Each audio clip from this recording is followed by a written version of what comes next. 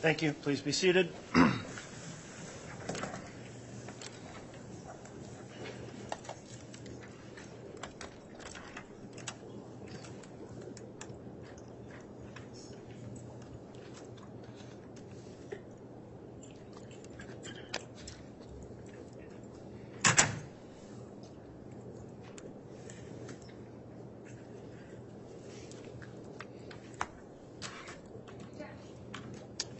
Thank you.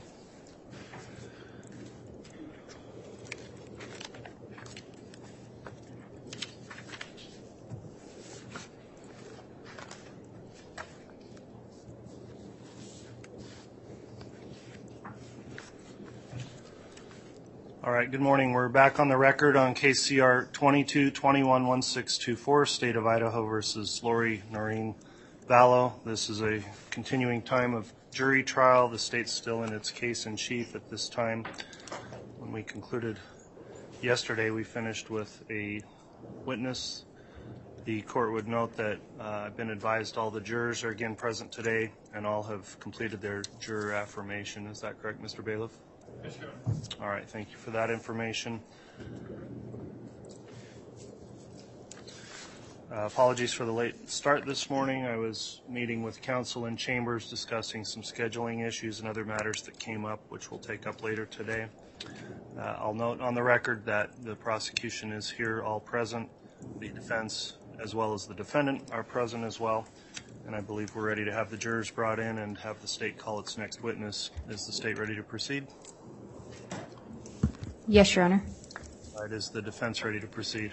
Yes. Okay, we'll have the jurors brought in then and we'll have a next witness.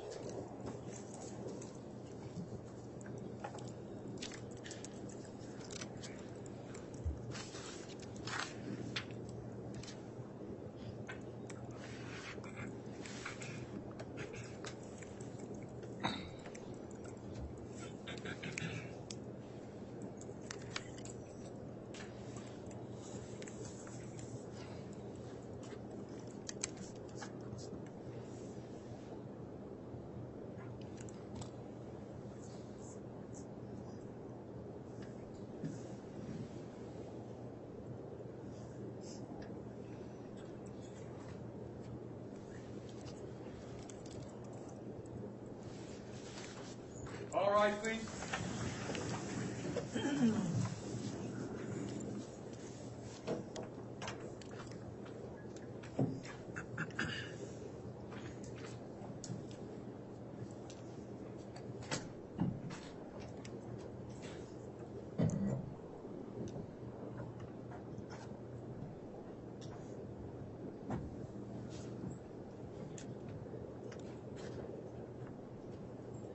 Jury's out, President County, for Your Honor. Thank you, Mr. Bailiff. Please be seated.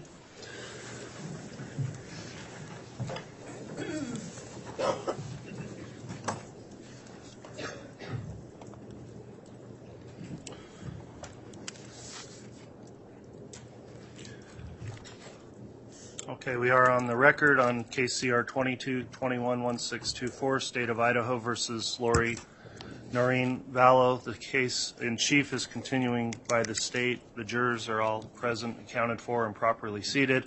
To the ladies and gentlemen of the jury, thank you again for your continued service in this case and for all completing your juror affirmation this morning.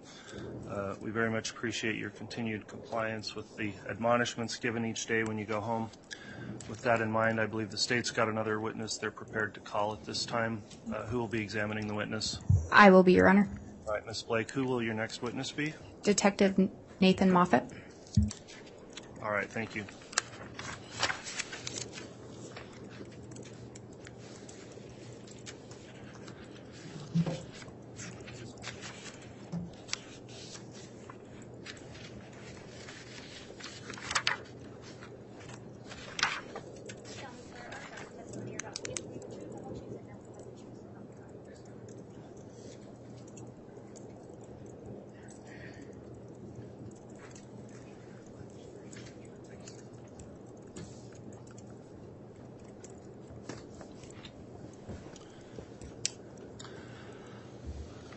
All right, Detective Moffat, before we get started, I just wanted to inquire, have you in any way viewed any of the trial testimony while this case has been proceeding? No, sir. All right, not through any internet viewing, reading anywhere, watching any videos of the trial? No, sir. Okay, thank you for your response. I'll just let you know while you're on the stand, of course, we're making a record of the proceedings with the court reporter, so please answer all questions verbally. Also try to avoid speaking at the same time as anyone that's asking you a question so the record stays clear. With those rules in mind then, Ms. Blake, if you'd like to inquire on direct, you may. Thank you, sir. Thank you, Your Honor. Would you please state your name and spell your last name for the record? Sergeant Nathan Moffat, M-O, F as in Frank, F as in Frank, A, T as in Tom. Where are you currently employed? The Chandler Police Department in Arizona. How long have you been employed with them? I've been with Chandler Police Department for about 21 years. And your current title is Sergeant? Yes, ma'am. Have you held other positions within the department? I have. And what are some of those positions? So I spent, obviously, started as an officer with a previous agency, but when I came to Chandler, I spent about 5 years on patrol, and then I went to criminal investigations as a detective where I was there for about 14 and a half years prior to getting promoted to sergeant. Do you have any specialized training in order to be a law enforcement officer? Yes. In 1999, I attended the Arizona Law Enforcement Academy and graduated and became a sworn police officer. And since then, have you attended additional training as a detective? I have. Were you working on July 11th of 2019? Yes, ma'am. Do you recall responding to the report of a shooting? I did. Yeah, I do. Your Honor, I'm going to just make sure the record's clear. I've objected to this witness previously under Rule 404B of the Idaho Rules of Evidence that anything that happened in Arizona is not relevant for this proceeding in Idaho. All right, thank you, Mr. Archibald. The court notes the continuing objection to evidence relating to what occurred in Arizona. The court previously made a ruling on that issue in February, and for the reasons incorporated in that ruling, I'll overrule this objection, noting the jurors have been previously also instructed about the limiting nature of this evidence and will be instructed also before their deliberations with an explicit instruction describing how this evidence could be considered. So with that, the objection's overruled, and Ms. Blake, you can continue with your examination. Thank you, Your Honor. Detective Moffat, are you aware of who reported that shooting? Yeah, a 911 call came in from the residence from Alexander or Alex Cox. Do you recall where you responded to? Yeah, it was 5531. The street numbers or the streets escaping me. South Four Peaks Drive? Yes, South Four Peaks Drive. I'm sorry. And that was in Chandler, Arizona? Yes, ma'am. When you arrived on scene, were other officers already present? Yeah, patrol officers were already on scene when I arrived there. And is that fairly common to have patrol officers there before detectives? Yeah, very common. When you arrived, did you take on a specific role with regards to the investigation? Yeah, I was assigned role as the case agent. And is that common practice? Yes, yeah. On every case like this, we have a case agent and a scene agent. As the case agent, did you walk through the scene? I did. I was briefly briefed by patrol, for their initial investigation or their initial interviews, kind of what they had at the time. I briefly walked through the scene and then I responded back to the station. When you were on scene, do you recall seeing Miss Vallow or Lori Vallow present? I did not see Lori present. Did you see Alex Cox present? I did. Did you speak with him on scene? I did not. Did you observe Charles Vallow? I did. And what did you observe about Charles Vallow? When I briefly walked into the residence, Charles was deceased on the living room floor. Did you end up conducting an interview with Alex Cox? I did, yeah, back at our station. Is that common to interview individuals back at the station? Yes. Did Alex, in fact, participate in the interview? He did. Did Alex tell you why he was there that morning? Yeah, in his interview, he told me that he had spent the night at Lori's house because they planned on doing something the next day. So he would have spent the night of the 10th? Yes, the 10th into the 11th. Yes, ma'am. And did he tell you what happened with regard to Charles getting shot? Yeah, when we started talking about it, he said that Charles and Lori were in an argument inside the house, and he was back in a bedroom, and he could hear Lori and Charles arguing, and Lori came into his room, and he basically said he intervened between Lori and Charles. Did he indicate if he knew what the fight or what the disagreement was about? No, he just said they were arguing. Did he indicate that he ever saw Charles put hands on Lori? No. And did he indicate that he did not see that? Yeah, he indicated they did not get physical. He never saw it get physical. It was just an argument with Charles following Lori through the house. Did he say anything about Tylee? Yeah, he said that when the argument had worked its way into the bedroom where he was at, Lori basically circled around behind him, and he got between Lori and Charles. And he said that Lori came back around him and made her way into the living room or into the kitchen. The living room and the kitchen were divided by a wall, and that at that point in time, Tylee came out of her room when Lori was back in the kitchen. Did he tell you why or how he ended up shooting Charles? Yeah, he said that when Tylee came out of her bedroom, Tylee came out of the bedroom with a bat and was basically trying to protect what he was saying is protect her mother, and that at one point in time, Tylee took the bat and kind of poked it out at him. He said at that time, Charles took the bat, and then there was an argument over the bat, and at some point in time, he said he got struck. He, being Alex, got struck by Charles with the bat in the back of his head. So he described Tylee as having the bat towards Charles pointed out at him? Yeah, he kind of demonstrated poking it out towards him. And that Charles had then grabbed a hold of the bat from Tylee? Yes, ma'am. Did you observe any injury to Alex consistent with being hit with a baseball bat? I observed a small laceration on the back of his head. It was a laceration, but it wasn't consistent with being hit extremely hard in the back of the head with a baseball bat by an athletic man. And have you responded out to battery cases where people have been hit by objects? Yes, ma'am. Was it consistent with what you've seen before? Not with a violent strike.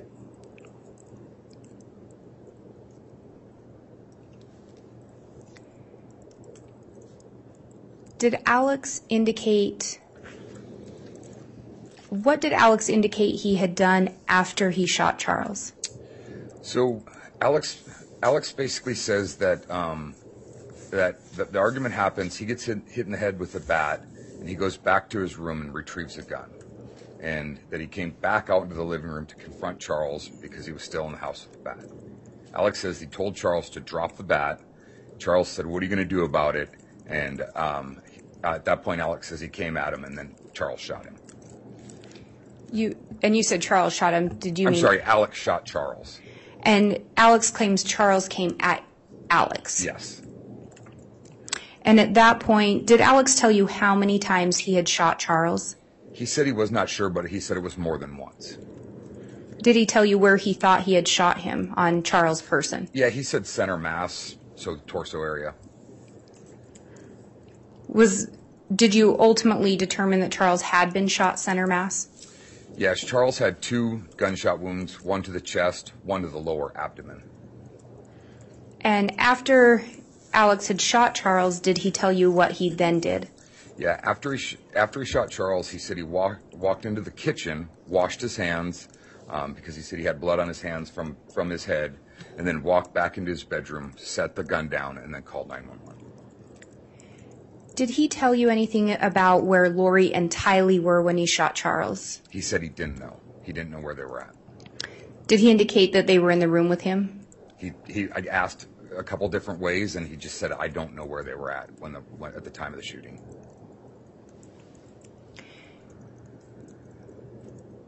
Did Alex indicate anything to you with regard to performing life-saving measures? I asked if he performed CPR because when he called 911, they asked him to, and he said he had.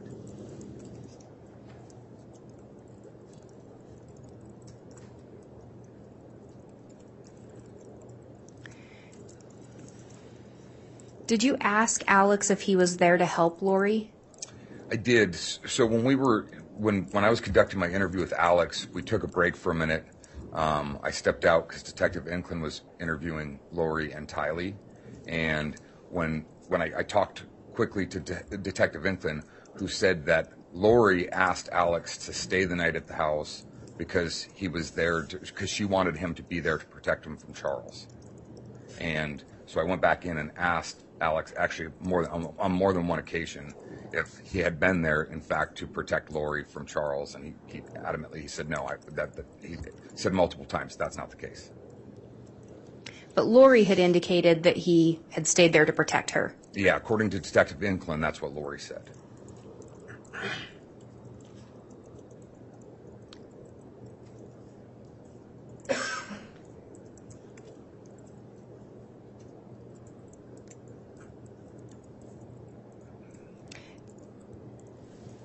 Did you ask Alex if he had called anyone else before he called 911? I did. When I was briefed by Detective Inclin about what her interviews kind of had revealed, she told me that Lori told her. I'm going to object, Your Honor, to hearsay. Sustained. Is it common that as the case agent you speak with other detectives? Yes. And do you speak with other detectives about the portions of the investigation that they are conducting? Yes. And did you in fact speak with Detective Inclin regarding what she had learned from an interview with Miss Vallow? I did. Based on what she had learned from the interview, did you ask Alex whether or not he had called anyone? I did. And what did he tell you? He said he had not. Was it your understanding that that was inconsistent with what Lori had stated? It was. I'll object. The only way he can answer that is based upon hearsay. And Your Honor, it's not being offered for the truth of the matter. If it's not the truth, then it's not relevant. I'll sustain the objection.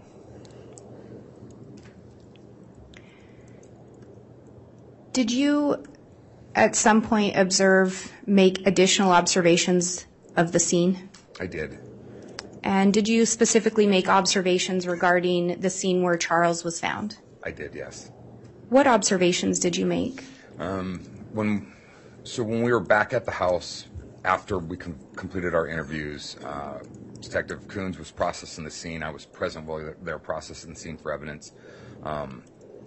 We learned that there was in fact 2 gunshot wounds to Charles. One of the wounds, the exit or the trajectory was down, and we pulled that projectile. And I'm going to object, Your Honor. This testimony is based upon hearsay. He learned it from someone else. Your Honor, I believe he's talking about his observations of the scene. I think there were other detectives there that he's referencing, if I could clarify that. If you'll clarify, I didn't see the hearsay in that. Go ahead and clarify, Ms. Blake, please. Thank you, Your Honor. Detective Moffitt, did you go back and make observations at the scene? Yes, I did. And were there other detectives present when you were making the observations? There were. And so I think you were talking about looking at the exit wound. Yeah, so tell us what you observed. We were looking at basically the evidence at the residence. As I was saying, there was one bullet strike that landed in the baseboard. And then there was another bullet strike under Charles's body. And did you notice bullet strikes anywhere else in the residence? No, besides those 2, there were none. The bullet strike under his body, did that lead you to believe anything regarding the position of Charles' body when he was shot? Yeah, the bullets. I'll object, Your Honor. Speculation.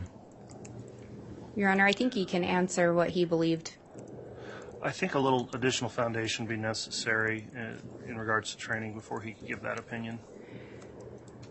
How long? Sustain the objection on those grounds for now. How long were you a homicide detective? I did 11 and a half years in homicide and 3 years in family crimes before that. Have you responded out to gunshots before?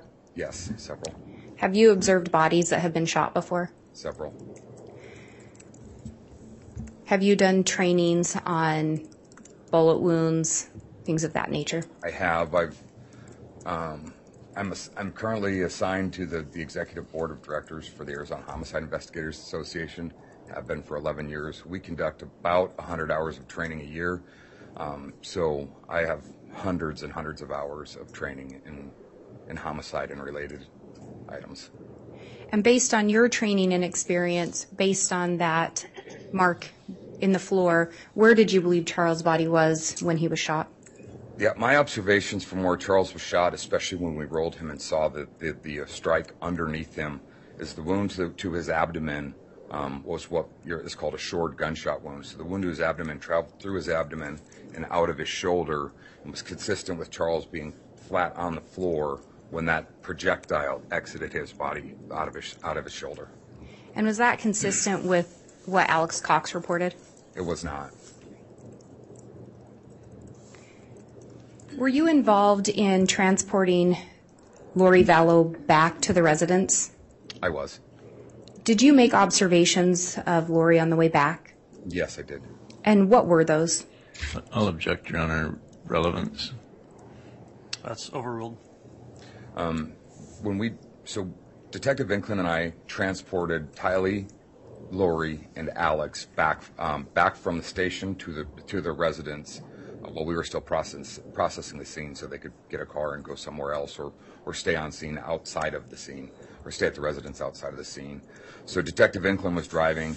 Tylee was in the front seat. We were in a minivan, so I was in the far back of the minivan, and Lori and Alex were sitting basically in the middle row. The ride back from the station was bizarre, to say the least. It was very lighthearted, very just conversationalist. It was, like I said, it was very different but bizarre.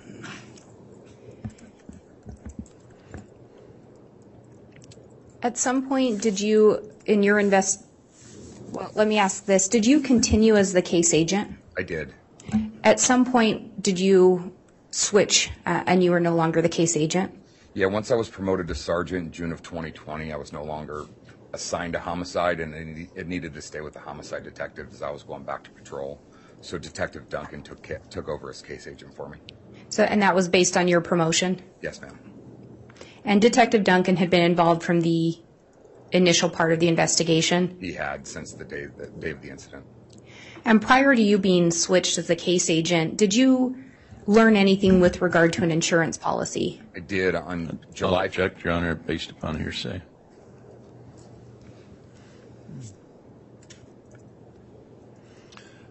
I'll sustain that. And Your Honor, I would indicate it's not being offered for the truth of the matter, but for what was done next in the investigation. Well, I guess the objection's being sustained because it was a question of did he learn anything, and I didn't see a foundation of how he personally would have had that information unless it was revealed through hearsay of another, was the basis of, I think, the objection and how I ruled. Let me have just a moment. Yes.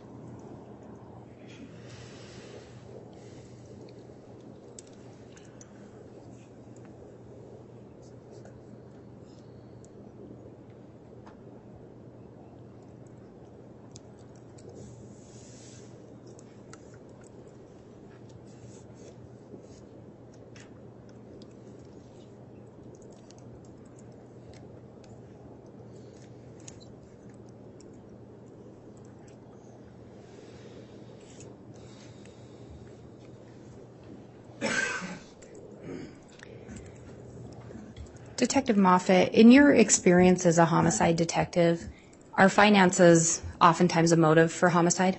They can be, yes. And based on that, do you, as part of investigations, do you look into life insurance? We do.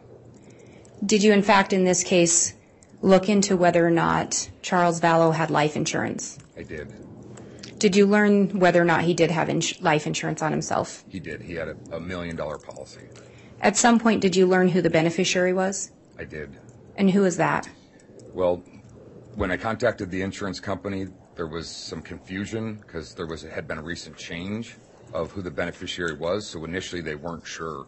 It had been changed from Lori to Kay, Charles' sister, at a point in time a couple months prior to this event, and the legal department was reviewing the forms at the time.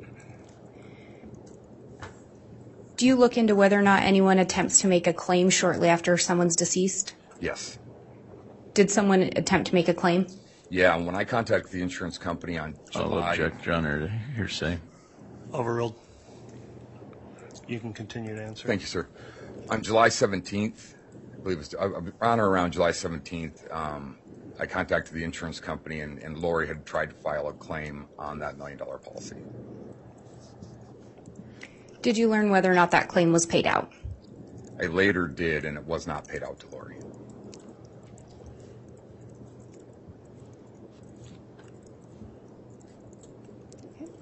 Just one moment.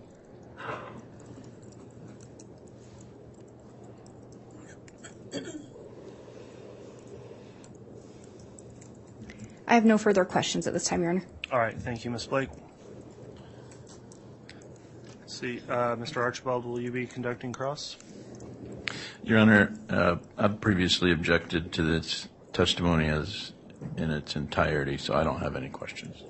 All right, that'll conclude then the testimony of the witness. May the witness be excused or released from any subpoena. Yes, Your Honor. I would ask that the witness be released. Any objection? No objection. All right, thank you for your testimony this morning. You can be released.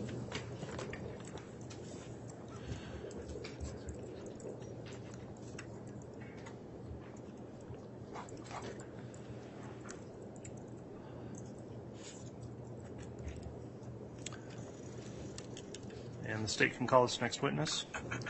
Thank you. The state calls Sydney Woodbury Shank.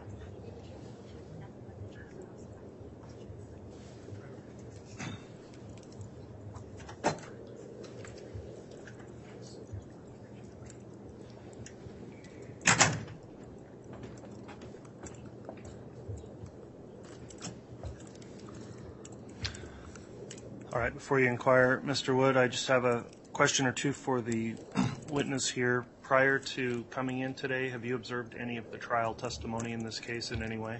No. Okay, thanks for that response. In your examination here, we are making a court record, so please make verbal responses to any questions, and please try to avoid speaking at the same time as anyone questioning you, so the record stays clear. With that in mind, then, Mr. Wood, you can inquire on direct.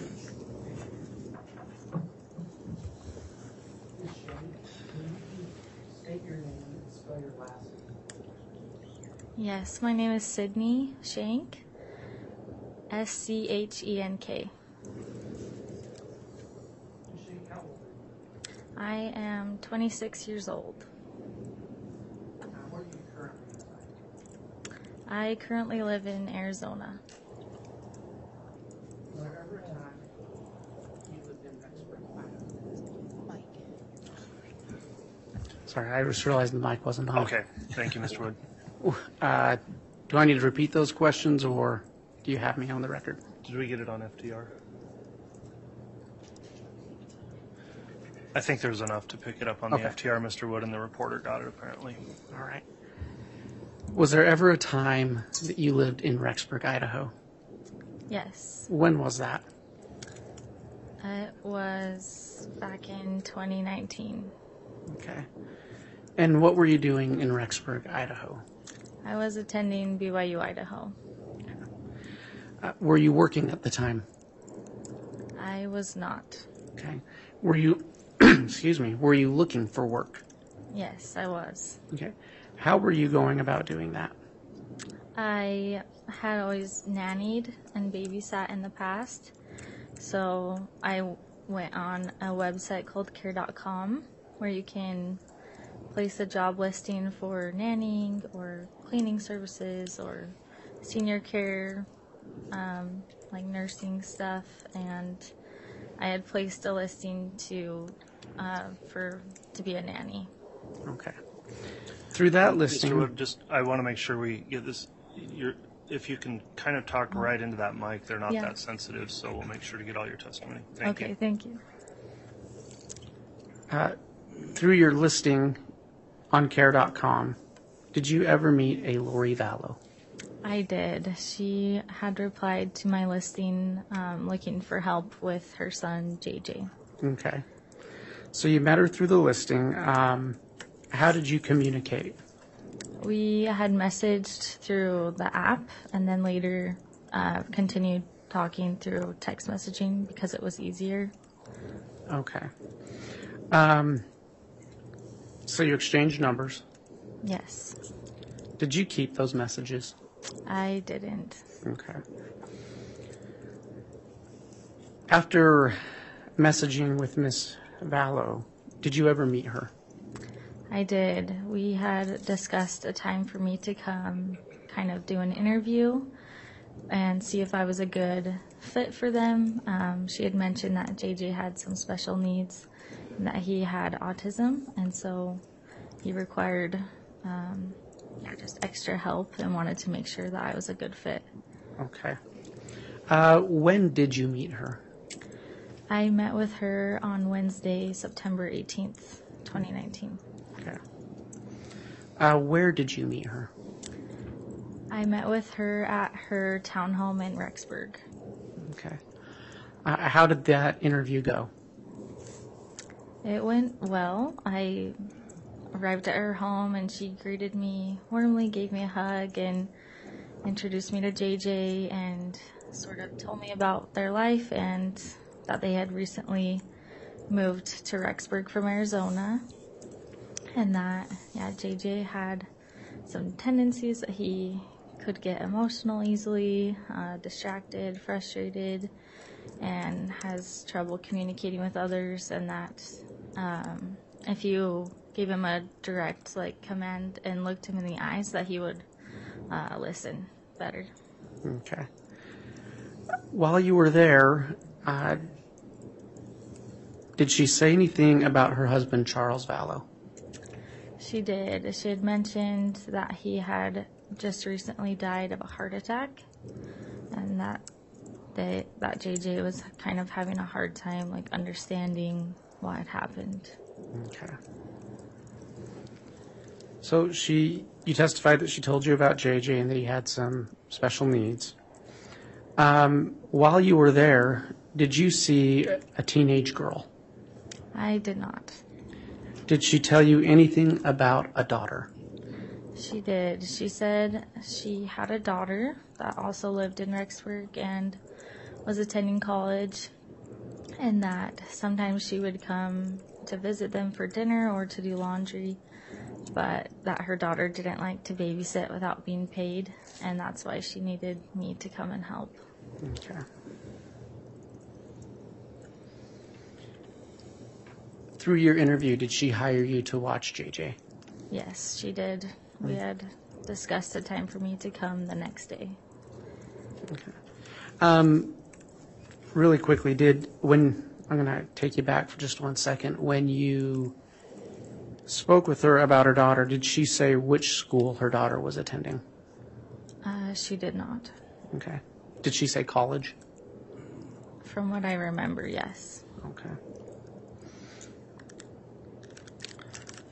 So she hired you to watch JJ. Yes.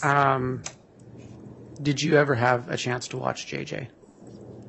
I did. The following day on the 19th, I went to their townhome after I had finished my school that day and watched him for a few hours while she had to go to the airport to pick up a friend. Okay.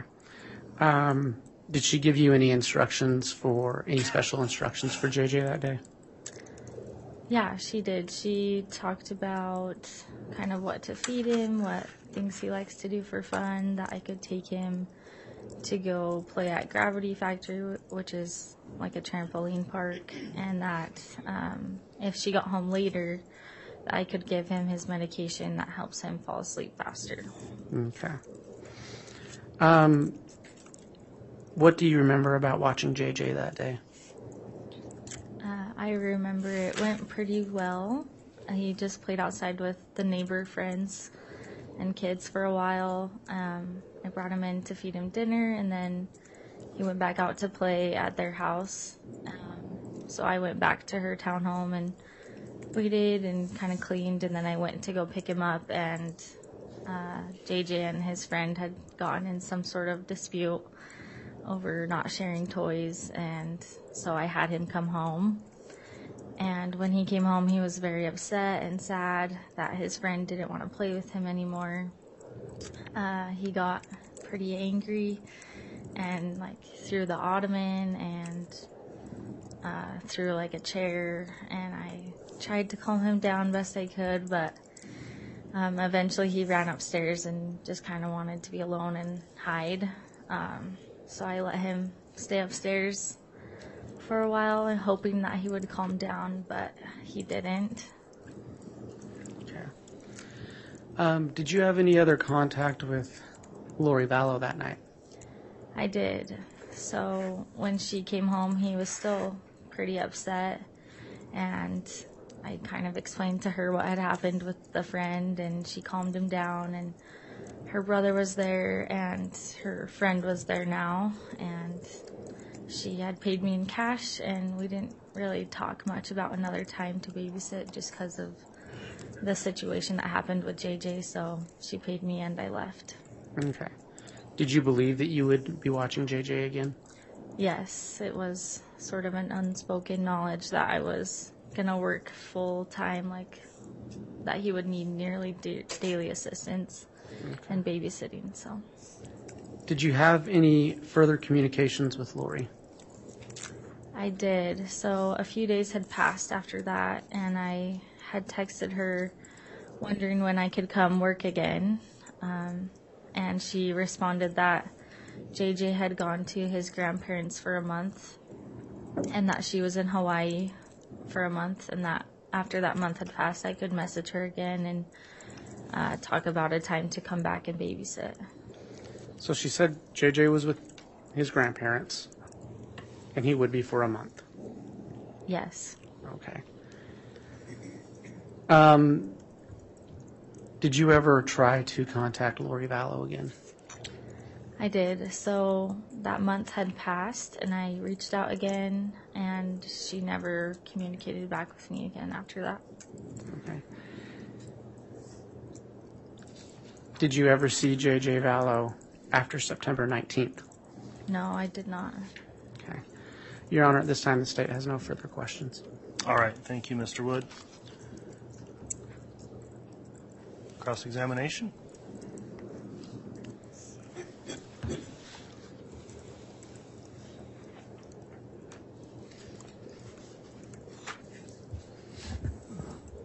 So just briefly, to follow up, on September 18th when you met Lori at her home, was JJ also there?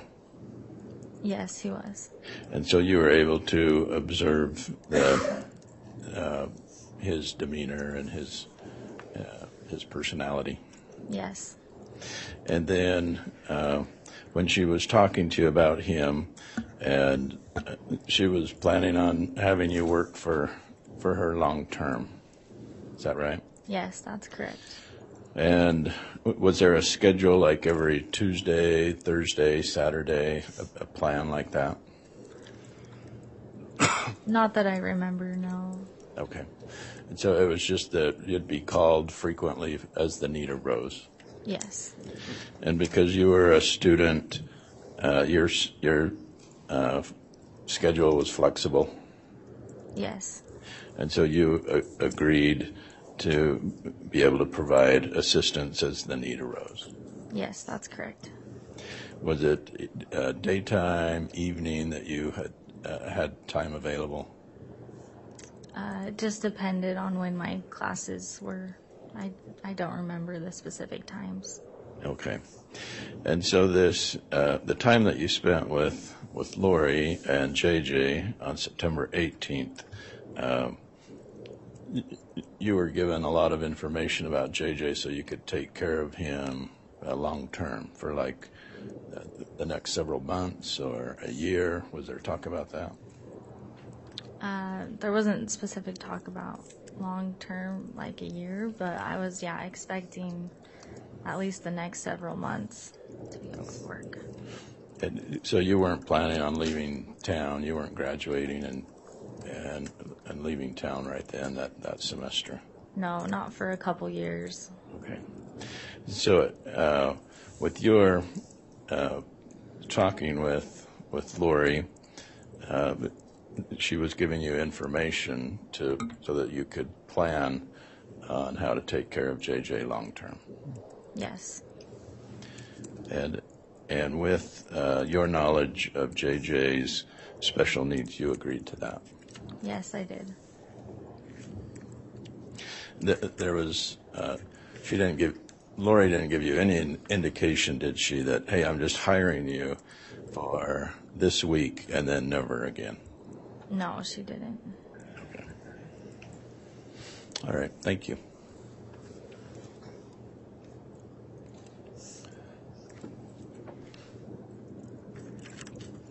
Any redirect, Mr. Wood? No, Your Honor, and this witness may be released from her subpoena. All right. Any objection to the witness being released? No, Your Honor. Okay. Thank you for your testimony this morning. You can be excused. The bailiffs will help you out of the courtroom. The state can call its next witness. Thank you. The state would call Josh Wilson.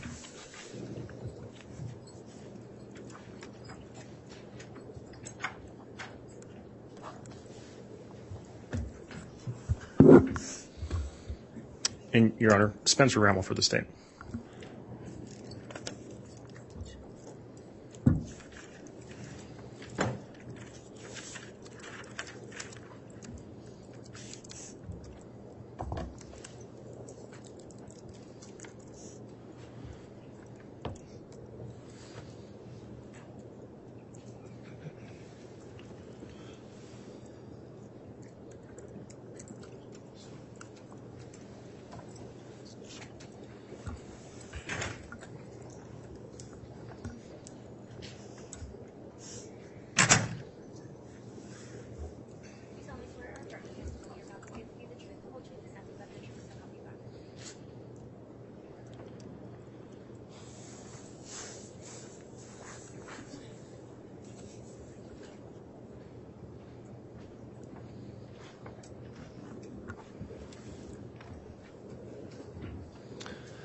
All right, before we get started with direct, I'll just inquire of the witness here. Have you observed or viewed any trial testimony in this case? No, Your Honor. Okay, you haven't watched any of the coverage of it where people testified, watched any online videos, or listened to any audio, anything like that? No, Judge.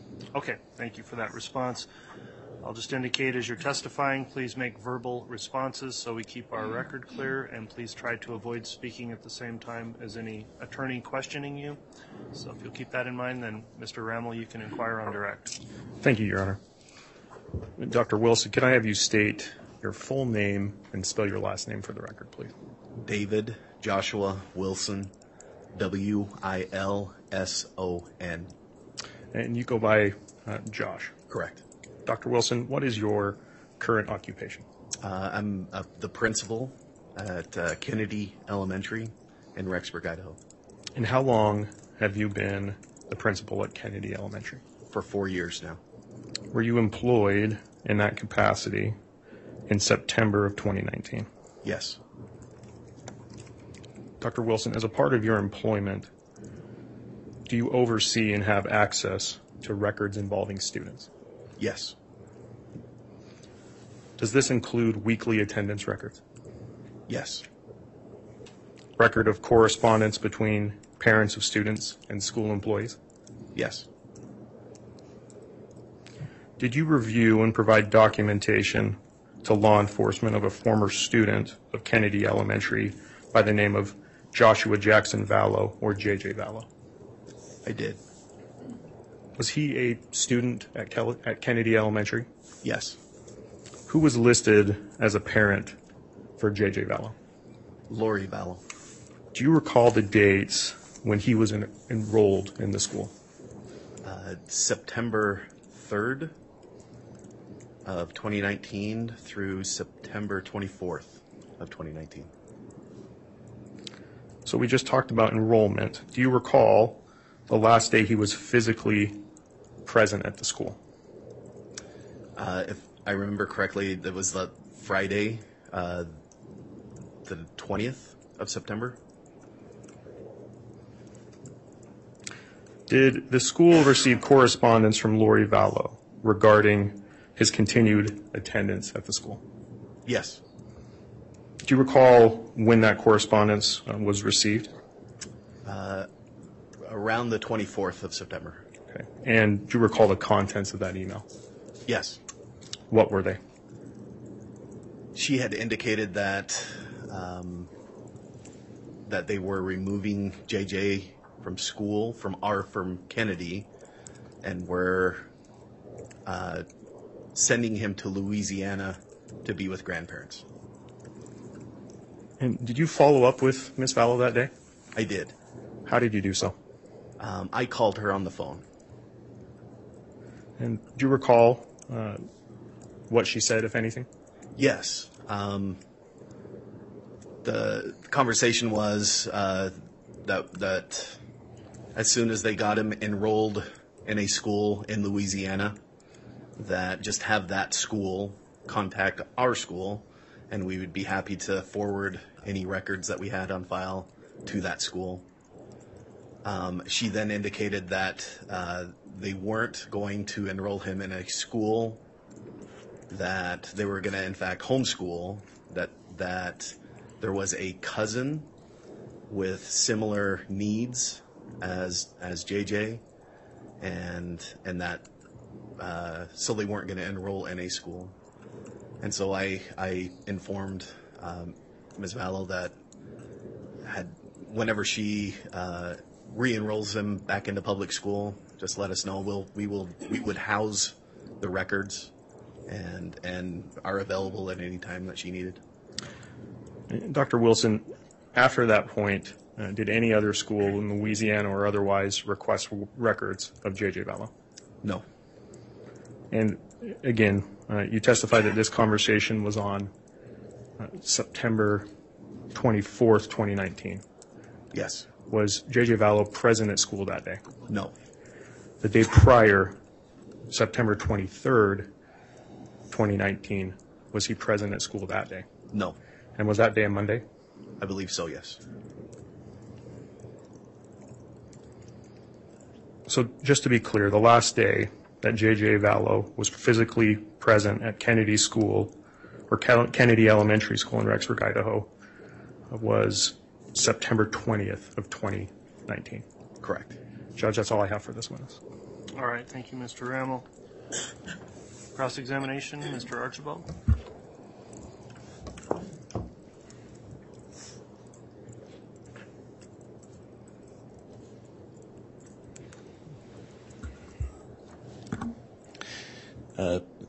It's Dr. Wilson. Yes. Okay. Were you present during the enrollment of JJ? Yes. And you remember meeting him? Yes. And did you have a program for special needs children? We have, yes, we do. And you received special funding for special needs children? Is that right? Yes. And so when you met JJ and Lori, enrolling him, was there ever any discussion, I just want to enroll him for 3 weeks and then I'm going to withdraw him? No. The discussion was enrolling him long term. Correct. That a term, a semester, a year, do you remember how long she was planning to have him there? No, it was my understanding that they were enrolling and then going to be there for the long term. Okay. And so when when you learned 3 weeks later that she was unenrolling him, did that surprise you? Yes. Okay. Because that was not what was initially talked about on September 3rd, 2019. Correct. Okay. Thank you, sir. Judge, nothing based on that. All right, with no redirect then, that will conclude your testimony, Dr. Wilson. Any objection to him being excused or released from any subpoena? None from the state, Your Honor. Any objection from the defense? No, Your Honor. All right, thanks for your testimony this morning. You can be escorted out of the courtroom by the bailiffs.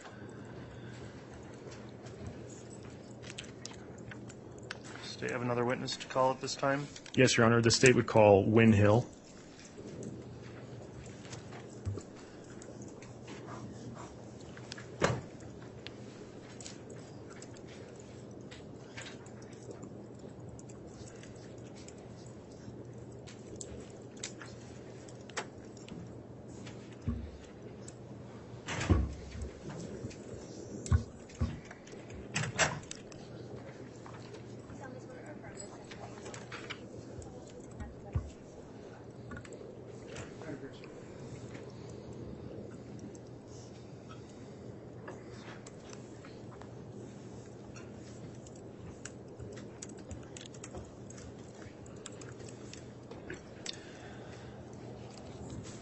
All right, the witness sworn now. Before we commence with direct examination, I just have a few questions for you. Did you review any of the trial testimony prior to coming in this morning? No, I haven't. Okay, you haven't watched anything about coverage of the case involving any testimony of any other witnesses? Nope. Okay. With that in mind, then, I'll just ask that as you're answering questions, please talk right into that microphone so we make sure to pick your voice up. Please make verbal responses to any questions so we have a clear record, and try to avoid talking at the same time as any attorney that's questioning you. So with that in mind, Mr. Rammel, if you'd like to commence with your direct examination, you may. Thank you, Your Honor.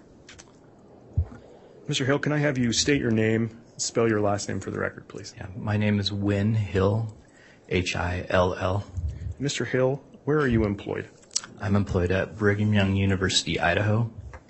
And how long have you worked at BYU Idaho? Nearly 17 years.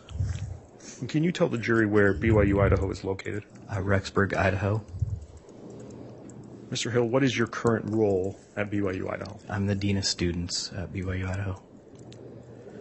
Does BYU Idaho use a student management system? We do. Are you familiar with its student management system? Yeah, very familiar. How so? Well, I'm in the student life area, and in student life we have a management system that keeps track of our students, and it's connected to the larger school system as well.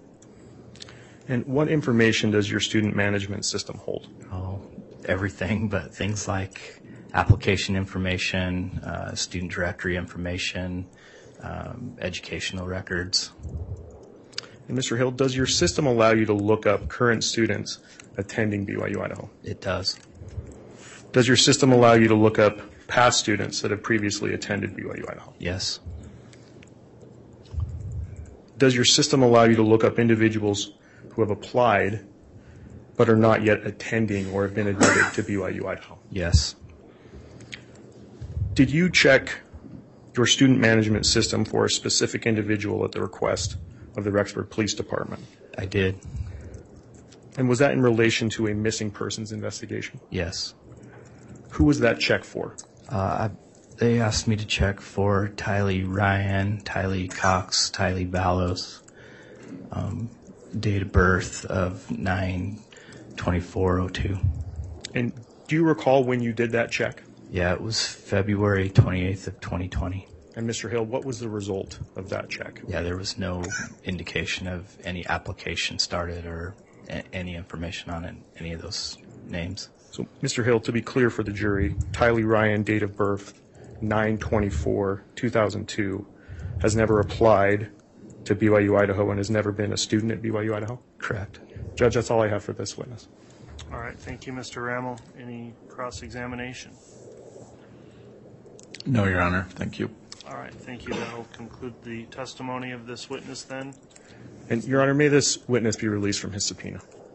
Yes, any objection from the defense? No objection. Thank you, Judge. All right, thanks for your testimony this morning. The bailiff will escort you out.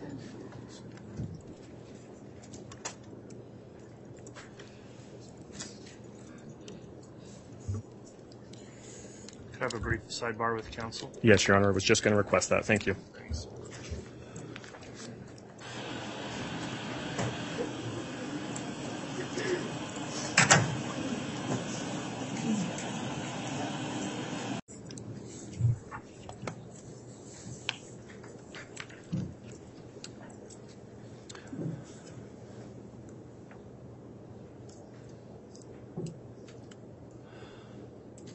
All right, we just held a brief sidebar to discuss the morning's schedule. The witnesses have been moved through pretty quickly this morning.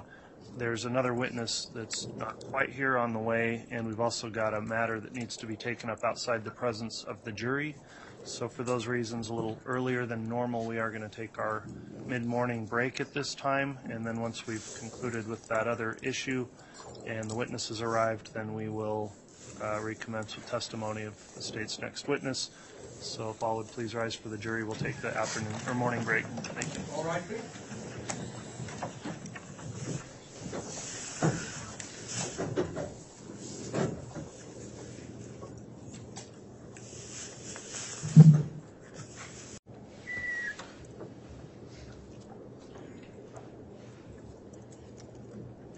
Thank you. Please be seated.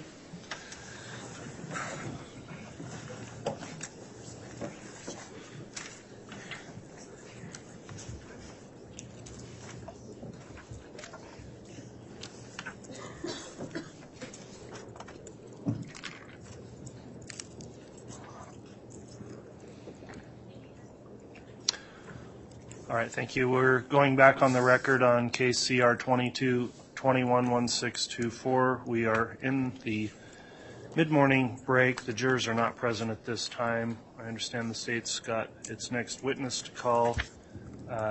It was brought to the court's attention that there may have been an issue with the exclusionary rule as it relates to this witness. I thought that was an issue that needed to be determined outside of the presence of the jury.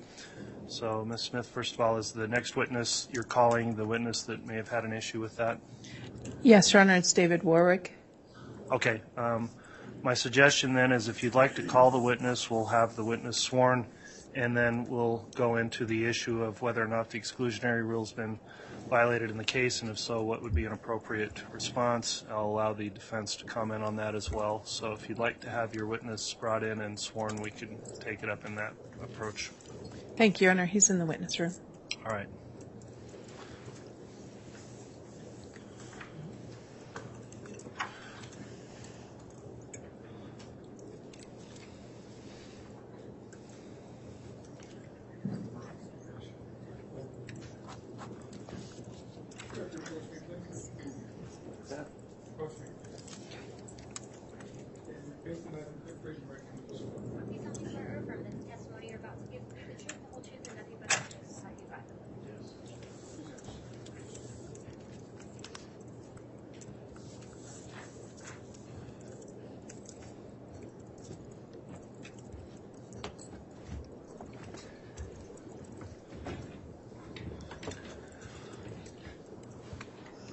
All right, Mr. Warwick, you've been sworn in this case and placed under oath. Before your testimony commences in front of the jury, there's an issue we need to take up.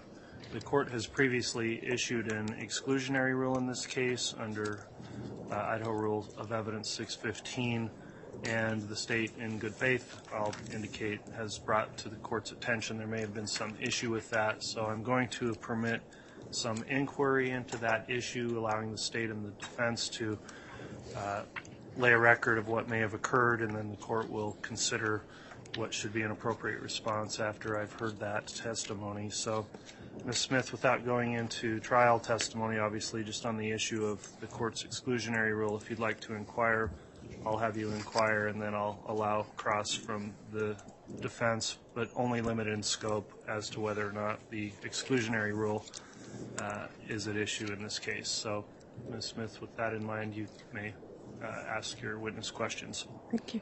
Good morning. Morning. Okay. And are you having any trouble hearing me? No. Okay. If at any time you have trouble hearing any of us, just let us know, okay? Okay. Please state your name and spell your last name for the court reporter. David Dale Warwick, Warwick. Okay. And Mr. Warwick, are you married? Yes. And who are you married to? Melanie Gibb. Okay. How long have you guys been married?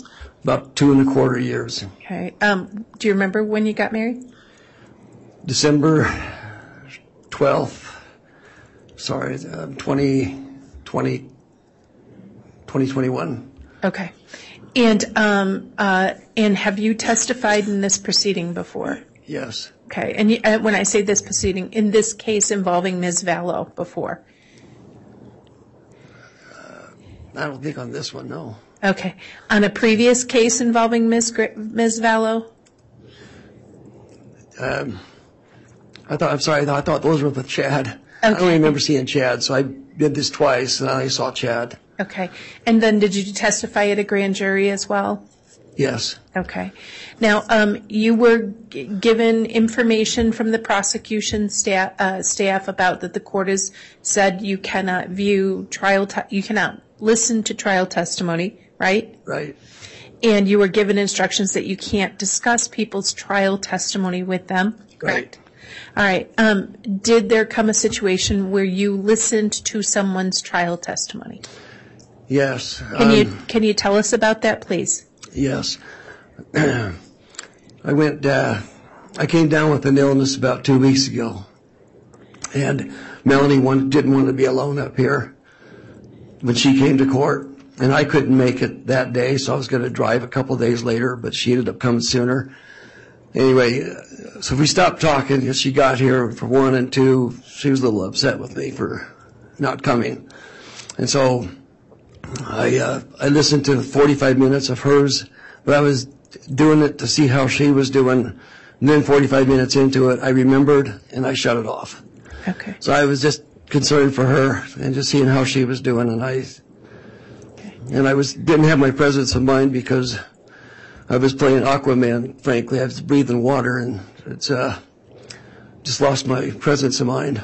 Okay. Because you've been sick and you're on medication. I just got on antibiotics 2 days ago just so that I can come because I was not getting better. Okay. So you understand that you were instructed not to do that, right? Yes, and that's why I shut it off. I remembered, I listened to the first 45 minutes, and then I remembered, and I just shut it off. Okay. Now, had you previously talked about this situation with your wife? No, we haven't talked anything about the case. She lives in Arizona. I live in Utah. Okay. We have a distant relationship right now due to family needs. And so I knew she needed some time, so I just left her alone. Okay. And is anything you listened to, did it affect what you're going to say in this trial at all? No. Okay. Did anything you heard from her testimony, anything the way she was treated, anything about that going to affect your ability to be truthful and candid in questioning? No. Any way it's going to affect what you have to say to this jury? Not at all. At this point, the state has nothing further, Your Honor. All right. Thank you, Ms. Smith, for the inquiry. Either Mr. Thomas or Mr. Archibald, would you like to question the witness in regards to the issue of, again, narrow it to the scope of just the exclusionary rule, please?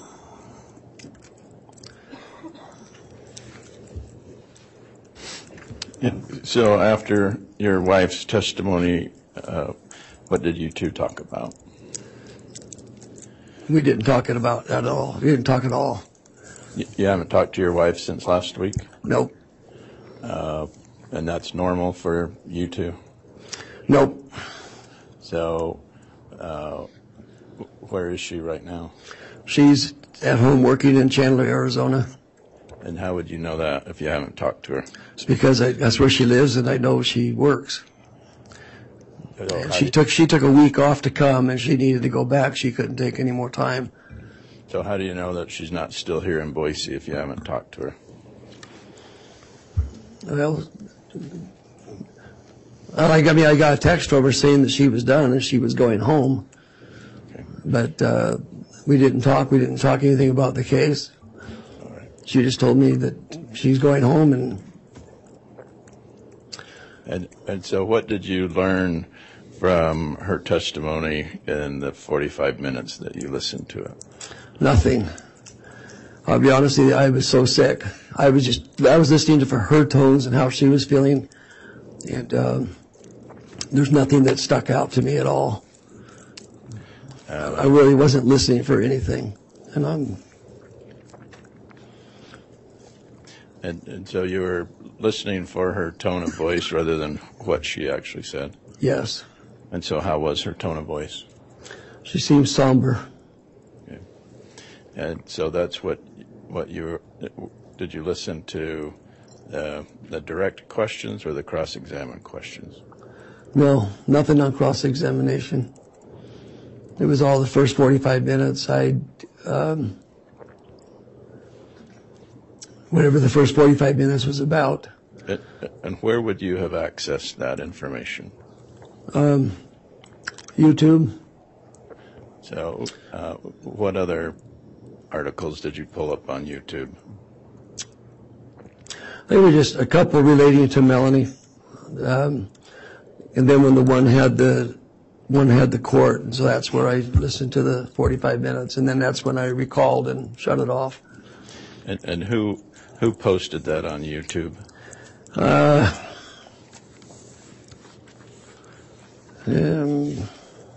Trying to remember which one it was.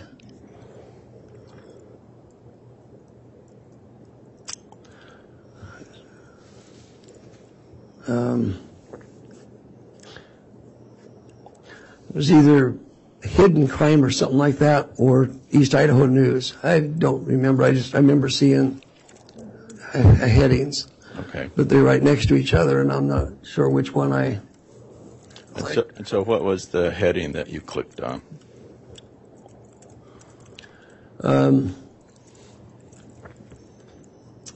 Melanie Bibb testifies in court, something like that. And did you have to fast forward through other information to get to Melanie's testimony? No, it was just hers. And did you read the comments about the article? No. Do you get the?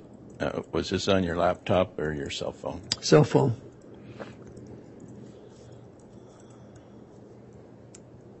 And did you download it?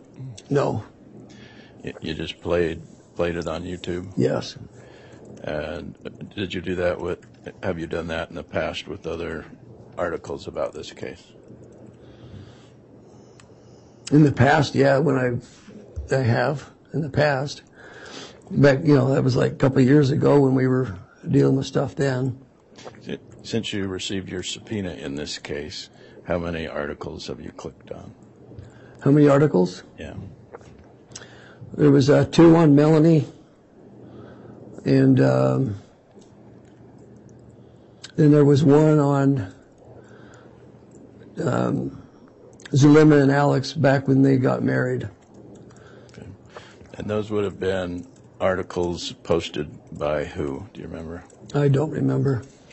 I was just laying in bed or sitting in a rocker. Actually, I couldn't lay down, and I was just kind of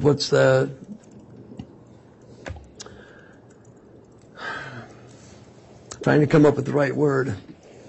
Okay. Is that where you get most? I was just kind of surfing, just kind of doing my time until I got up, and then when I got 45 minutes into Melanie's testimony, then my presence of mind said, "Hey, you're not supposed to be doing this," and I shut it off. Okay. And I didn't pick it up again after that. And the other articles that you accessed, was that also on YouTube or some other format? Objection, vague. If we could get a time frame of when he's saying he accessed those other articles. I agree. If we can know when this occurred, Mr. Archibald, that'll be helpful. The question was, since you received your subpoena, you told me you had received some other, accessed some other articles, right? Did you remember? Yeah, they were all that same time frame, that same day. Oh, the same day that you listened to Melanie's? Yes, I was just... You accessed other articles? I was checking on my wife, just trying to find things on her. And then when I saw the court, I listened to that one. Okay. And then while she was testifying, that's when the consciousness set in and said, "You're not supposed to be doing this." And I remembered the order. Okay. And so since you received your subpoena, have you accessed other articles about this case? No.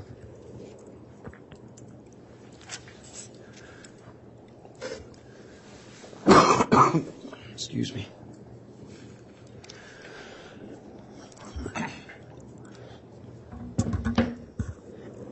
I have just a couple of quick questions because I want to make sure I understand. Once you got can you hear me? Yes. Okay. So once you got your subpoena And once the trial started, what have you looked at or listened to about the trial? Melanie, and then that one about Zulema and Alex when they got together.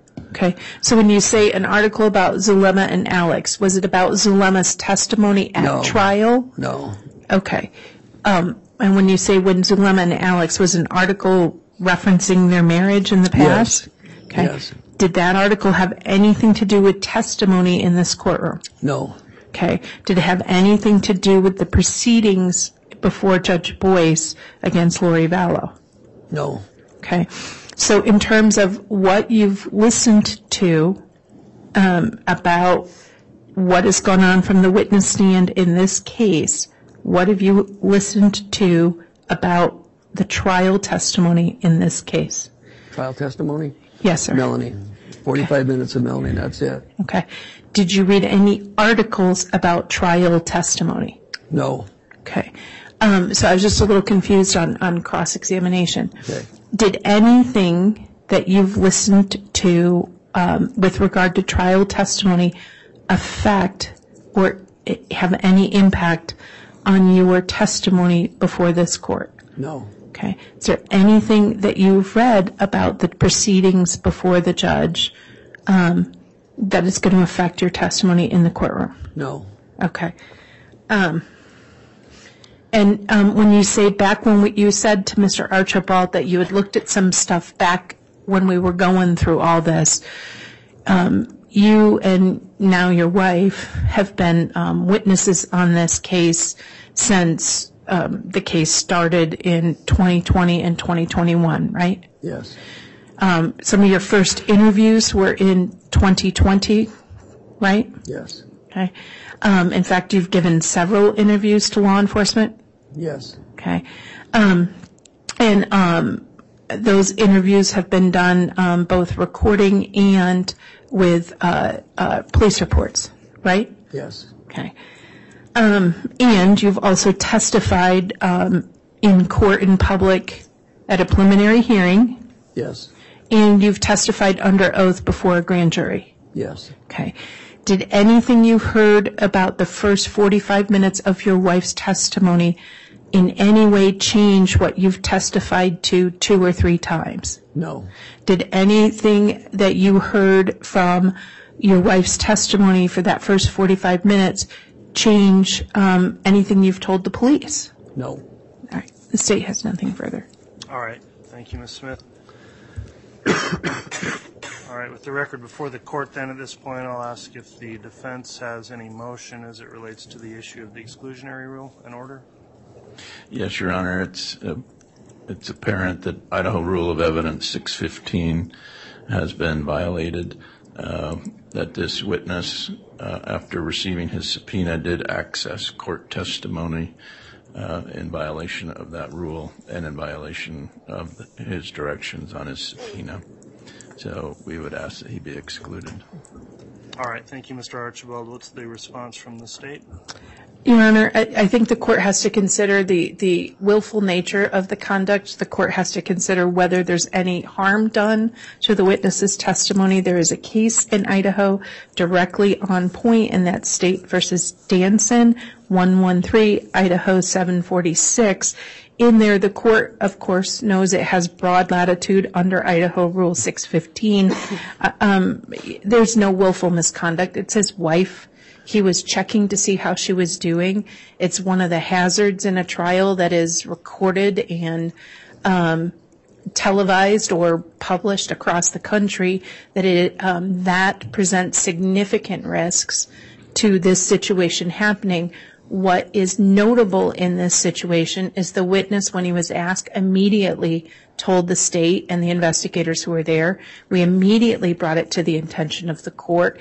This man has testified a couple of times under oath, given multiple interviews, both recorded and noted in police reports, and has been completely forthcoming. There was no willful violation of this court's order.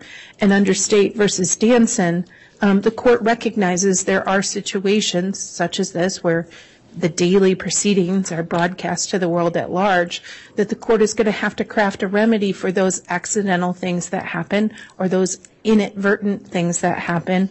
And specifically the court's remedies, if the court is concerned about the conduct of the witness, you could craft an instruction to the jury, allowing them to consider that he has listened to portions of his wife's testimony in assessing his credibility. The court can also allow the defense counsel to do take a statement from him. We could take a break and they could do a specific statement on any other things.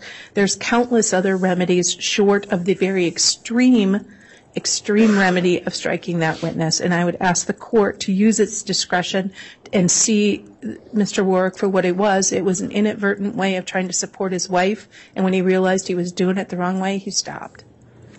All right. Thank you, Ms. Smith. Does the defense wish to make any rebuttal argument before I make a ruling?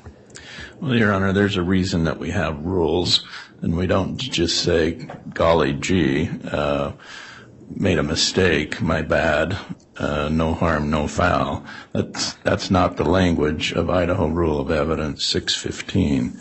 The reason that we have this rule is exactly for this predicament. He's accessing information on the internet, on YouTube. He knows he's not supposed to.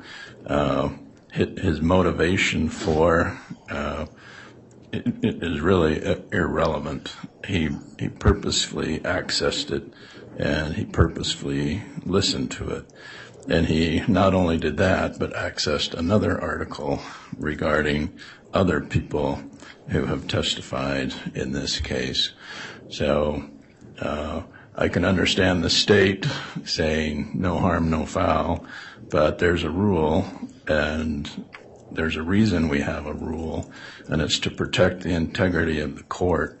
So I ask that he be excluded. All right. Thank you, Mr. Archibald. While the court's reviewed this situation, I've carefully considered the testimony that's been provided through the questioning of the witness. The court would note that I, sua sponte, issued an order for exclusion of witnesses in this case before trial started. The citation of the state in the State versus Danson case, 113 Idaho 746, does set out the analysis of the rule. Talks about, first of all, it is correct that it is within the trial court's discretion to determine the nature of any sanction that may be imposed. That also cites the State versus Christensen case, 100 Idaho 631. In the Danson case, they talk about 4 potential sanctions that could be considered, and number 1 would be citing the witness for contempt. So Mr. Warwick could be held in contempt of court for willfully disobeying a court order. Number 2 is permitting comment on the witness's noncompliance in order to reflect on his credibility. Number 3 is what the defense has requested, refusing to let the witness testify. Number 4 would not really apply here, which would be striking the witness testimony. We don't get to number 4 because the state voluntarily disclosed this to the court before the witness was called. The witness voluntarily disclosed the conduct to the state before the witness was called as well.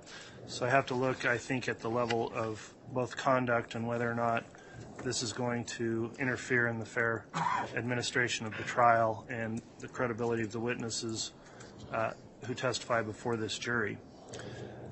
In looking at the options there, I don't consider that contempt would be an appropriate response given the record before the court. So I'm looking at the other 2 options as either permitting comment on the noncompliance or refusing to let the witness testify. In this case, the state has gone through a series of questions indicating that the witness at this point states this is not affecting his testimony or what his testimony would be. The reason for the exclusionary rule, as noted in that case law, is it's to reduce the possibility of a witness shaping their testimony to conform with or rebut prior testimony of others. I don't believe at this point the conduct rises to the level to require the excusal or that the witness not be permitted to testify. What the court will do is a sanction, and I do find that the conduct was willful conduct. I think it was a willful disobedience of a court order that Mr. Warwick knew was in effect. The court's going to allow the defense, in this case, as the appropriate sanction, to permit a comment on the witness's noncompliance with the order in order to reflect on the witness's credibility. So to the extent you want to bring up what's occurred with his failure to obey the exclusionary order, that is going to be permitted on cross-examination and liberally permitted in order for the defense to allow the jurors to be aware of the conduct of the witness prior to testifying in the case. So that will be the court's determination on the ruling. I'm not going to exclude his testimony, but obviously admonish the witness that it's unfortunate that happened, and it's created this delay in our trial and proceedings, and we've had to make this ruling. However, I do appreciate you bringing the attention to the prosecutors before you were here on the stand this morning. So that's the court's determination as it relates to the motion of the defense. Do you have any questions on the court's ruling? Sidebar, Judge. Yes.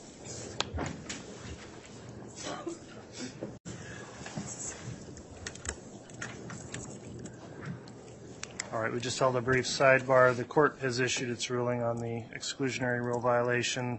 Does the defense have any questions on the court's ruling or request any clarification? Mr. Archibald? No, Your Honor. Thank you, Mr. Archibald. Any questions from the state? No, Your Honor. All right, with that in mind, then let's have the jurors brought back in and we can commence with testimony.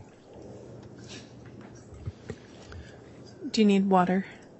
Oh, Okay. okay.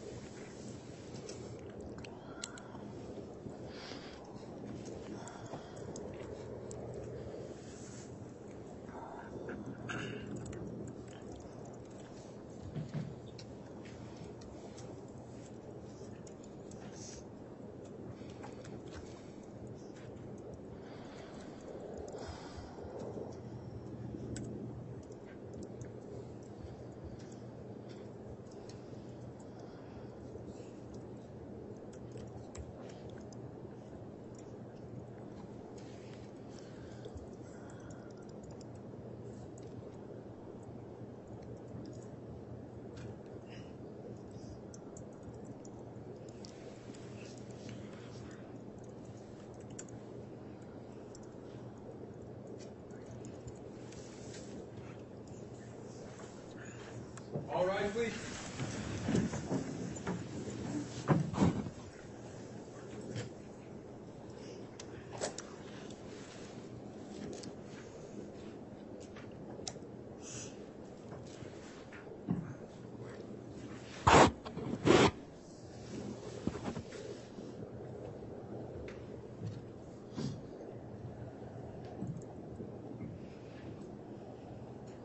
Jury's not present, accounted for, Your Honor. All right, thank you, Mr. Bailiff. Please be seated.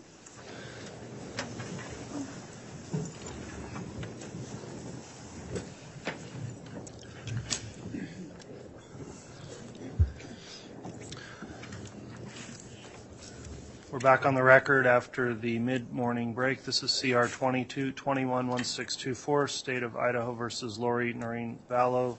The state has called its next witness, who has been sworn and is on the stand. Ms. Smith, if you'd like to commence with your direct examination, you may. Thank you, Your Honor. Good morning. Good morning. Can you introduce yourself to the ladies and gentlemen of the jury, please? David Dale Warwick, Okay. Mr. Warwick, where do you live? Pleasant Grove, Utah. Okay. Are you married? Yes. Who are you married to? Melanie Gibb, Okay. How long have you been married to Melanie Gibb? about 2.25 years. Okay. So if I'm doing the math, what year was that? To 2021? 2021. Okay. And do you know Lori Vallow? Yes. How do you know Lori Vallow? I met her through Melanie. Okay. Do you remember when you first met her? Yes. When did you first meet her? It was down in Arizona. I was down there with Melanie, and we got a call. And she asked Melanie to bring me over. They wanted me to meet them. Okay, so, and if at any time, I know sometimes it's hard for you to hear, right? Yeah. So if at any time you can't hear, I need you to let me know, all right? Okay. All right. So, you said she wanted, Melanie to bring you over to meet them. Who is she? Lori Vallow. Okay. And, Lori Vallow wanted to meet you. Yes. All right. And, where did you go to meet her? To her house. Okay. Where was that? I believe it was Chandler, Arizona. Okay. That's, Was it in Arizona? yes, it was in Arizona. Okay. Was she married at the time? No. Okay. Was she widowed? Yes. Okay. Who had she been married to? Charles Vallow. Okay. How close in time was this to, that you met her? Was it to the time that Charles died? I met her the first week of August, and I just knew Charles had died previously to that, but I wasn't sure how. Okay. I didn't know them. Okay. So the first week of August of 2019? Yes. Okay. And so when you met her, you went to her home in Arizona. Yes. Who was there at her home when you met her? There was Chad, Alex, Melanie, I think her last name was Bordeaux at the time, and then Zalima showed up, and then another lady showed up, but I don't remember her name. She was pretty quiet. And when you said Chad, do you mean Chad Daybell? Yes. Okay. So prior to August of 2019, had you ever met Chad Daybell? Just over the phone. Okay. How was it you talked to Chad Daybell over the phone prior to August of 2019? A few years previous, he reached out to me and wanted to do a book with me. And did you ever do that with him? No. Okay. Why not? Because I didn't feel it was right, and I didn't feel like he was the one that, if it was to be done, that it should be done with. Okay. And so at the house, at Lori Vallow's home in August of 2019, you saw Chad there. Yes. Okay. What happened at the house when you met Lori Vallow? They were just sitting around the table, and Lori she was an amazing hostess. She was fixing food, and it was just kind of they were like having a social. All right. And then did you have an opportunity to meet her again at any point after that? Yes. Okay. Where was it you met her again? At her apartment in Rexburg, Okay. Idaho. Now, to be clear at this point, were you married to Melanie Gibb? No. Okay. Were you guys dating at this point? Yes. Okay. So how did it come to be that you met Lori Vallow at her place in Rexburg, Idaho? Melanie and Lori wanted to do a podcast with me, which was supposed to happen in Arizona, which it didn't happen. And I was coming up to see Melanie, and I was coming up for the Book of Mormon conference, and I was also coming up because my son just moved to Pocatello, Idaho. Okay. So I just kind of took a long weekend, just kind of see everybody and just enjoy the weekend and do the podcast. Okay. And so when you say you took a long weekend, what weekend was that? September 2020 through the 23rd, 22nd, right in there. Okay. Of 2019? Yes. Okay. And so forgive me, you were coming up for kind of three purposes? Yes. And those three purposes were what? To go spend some time with my son, with his family in Pocatello. They had just moved there a couple weeks previous. And then the Book of Mormon conference was there in Rexburg. And then to see Melanie. Okay. And to do the podcast. Okay. When you say to do the podcast, had you participated in any of the podcast sessions that Lori Vallow and Melanie and others had done before? No, I did some with Preparing the People, but nobody else. Okay.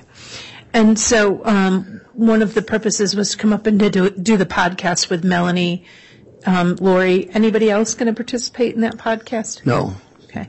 Where were you supposed to record the podcast? At Lori's apartment.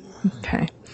And so you came up, I believe you said September 20th, and you were going to go to Lori's to do the podcast? Yes. All right.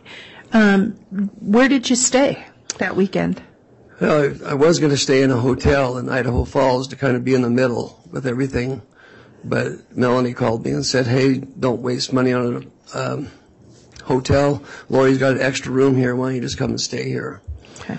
And the majority of the weekend is going to be in Rexburg anyway, so I decided to stay there. Okay.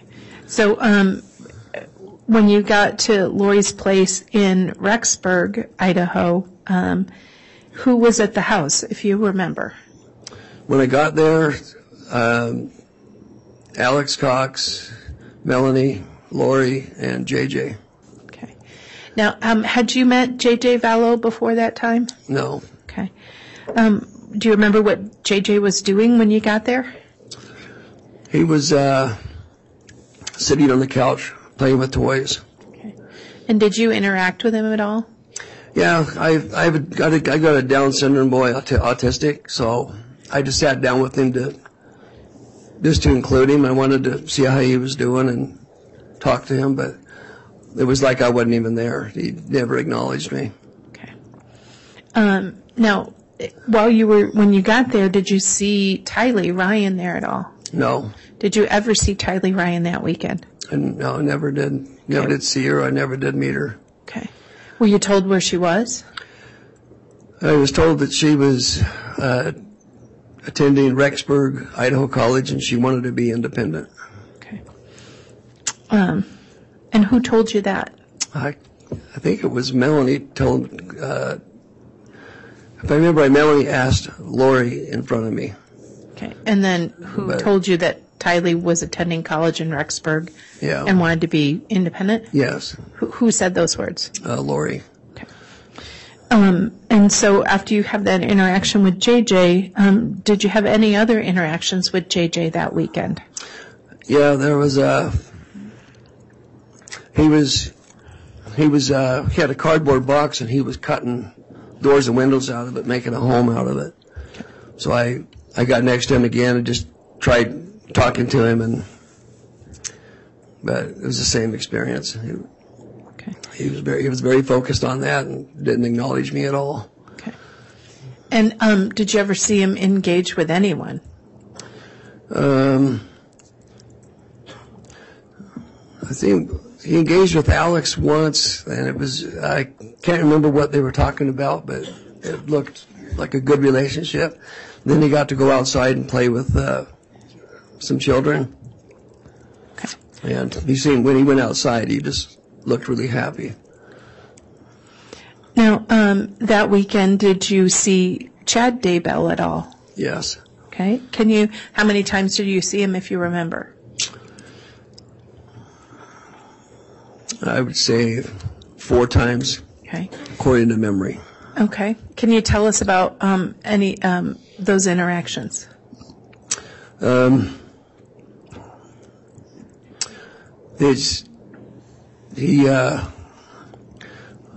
when he was trying to teach me about some of their beliefs.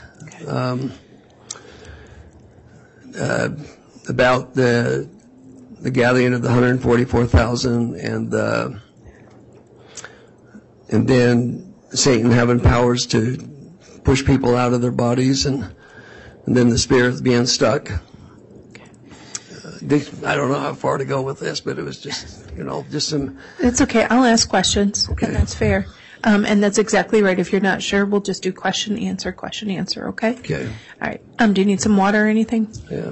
Okay. I saw you licking your lips.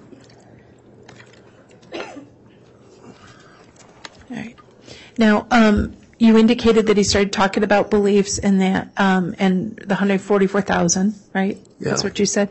Who was present during this conversation? Melanie and Lori. Okay.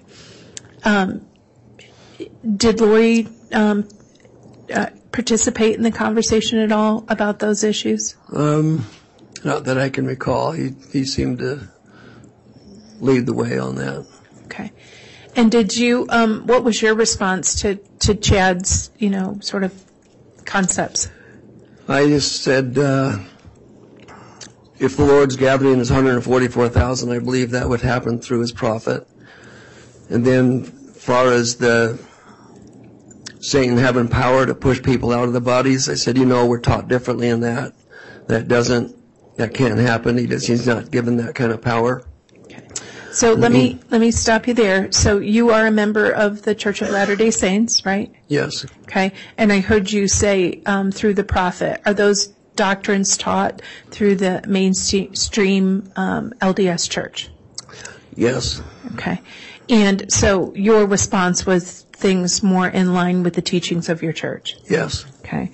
Were you sort of going along with what Chad was telling you? I was listening, and then I questioned, and that's, I don't know what you mean by going along. I didn't. Did you believe him? No. Okay. Did you let him know you didn't believe him? Yeah. Okay. So after that interaction, did you have any other interactions with Chad? Yeah, he had us meet him at a property on the east side of a church.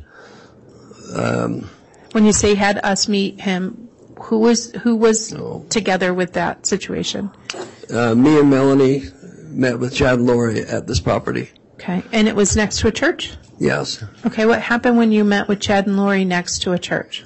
They just trying to tell us about that beautiful building, like a temple that was there, and that it was in spirit. But so they wanted to show it to us, but I couldn't see anything. Okay. Why did they want to show you the temple or the heavenly building they said they were seeing? I think it tied in with things that they believed in, but I didn't know all their beliefs. Did you believe it? Could you see a building? No, I didn't believe it was there, and I couldn't see it, but I was trying to be respectful and just kind of follow along, I guess. Okay. And then after the visit of a site, what was supposed to happen at that site where you were meeting with Chad and Lori? We were just supposed to be able to witness it. That's all I recall. Okay. And then Did you run into Chad Daybell again that weekend? Yes. Okay, where was that? They had 80 acres that was out by his place. It was for sale. It was for development. So why were you looking at 80 acres near Chad Daybell's property? Well, for me personally, I had an investor down in Utah that wanted to do a development in Rexburg. So I was interested in it for that. And Chad was interested in it because he wanted me to, move up to Rexburg. Okay. And so what did you do about going to check out that property? Since it was Sunday, I just said, well, I don't work on Sunday, but since I'm leaving early in the morning, I said, I'll just drive by, take a picture of the realtor sign, and then I'll, deal with it later, during the work week. Okay. So when you drove by and you took a picture, how was it? How did you get connected with Chad? We were out there. Alex Cox led us out to the property. So we were just standing out in the field and just talking. And then Chad and some brother that he was serving within the church, they left I guess they were clerks or something, and they just left and came over to the property. Okay. And he said this guy was a realtor, and he said, I just want to, if you have any questions or anything, he can help you with it. Okay, so who's he? Was that Chad with the realtor? It was Chad with the realtor, but I don't remember the realtor's name. Okay. And what was your response to Chad coming and showing up with the realtor at the property? I just said, I don't do business on Sunday. I don't want to talk about it. I'm not here for that. And, because I didn't know they were coming. They just showed up. Okay. So after that interaction, did you see Chad Daybell again? No. Okay. Did you ever see Chad that weekend at Lori's apartment? Yes. Okay.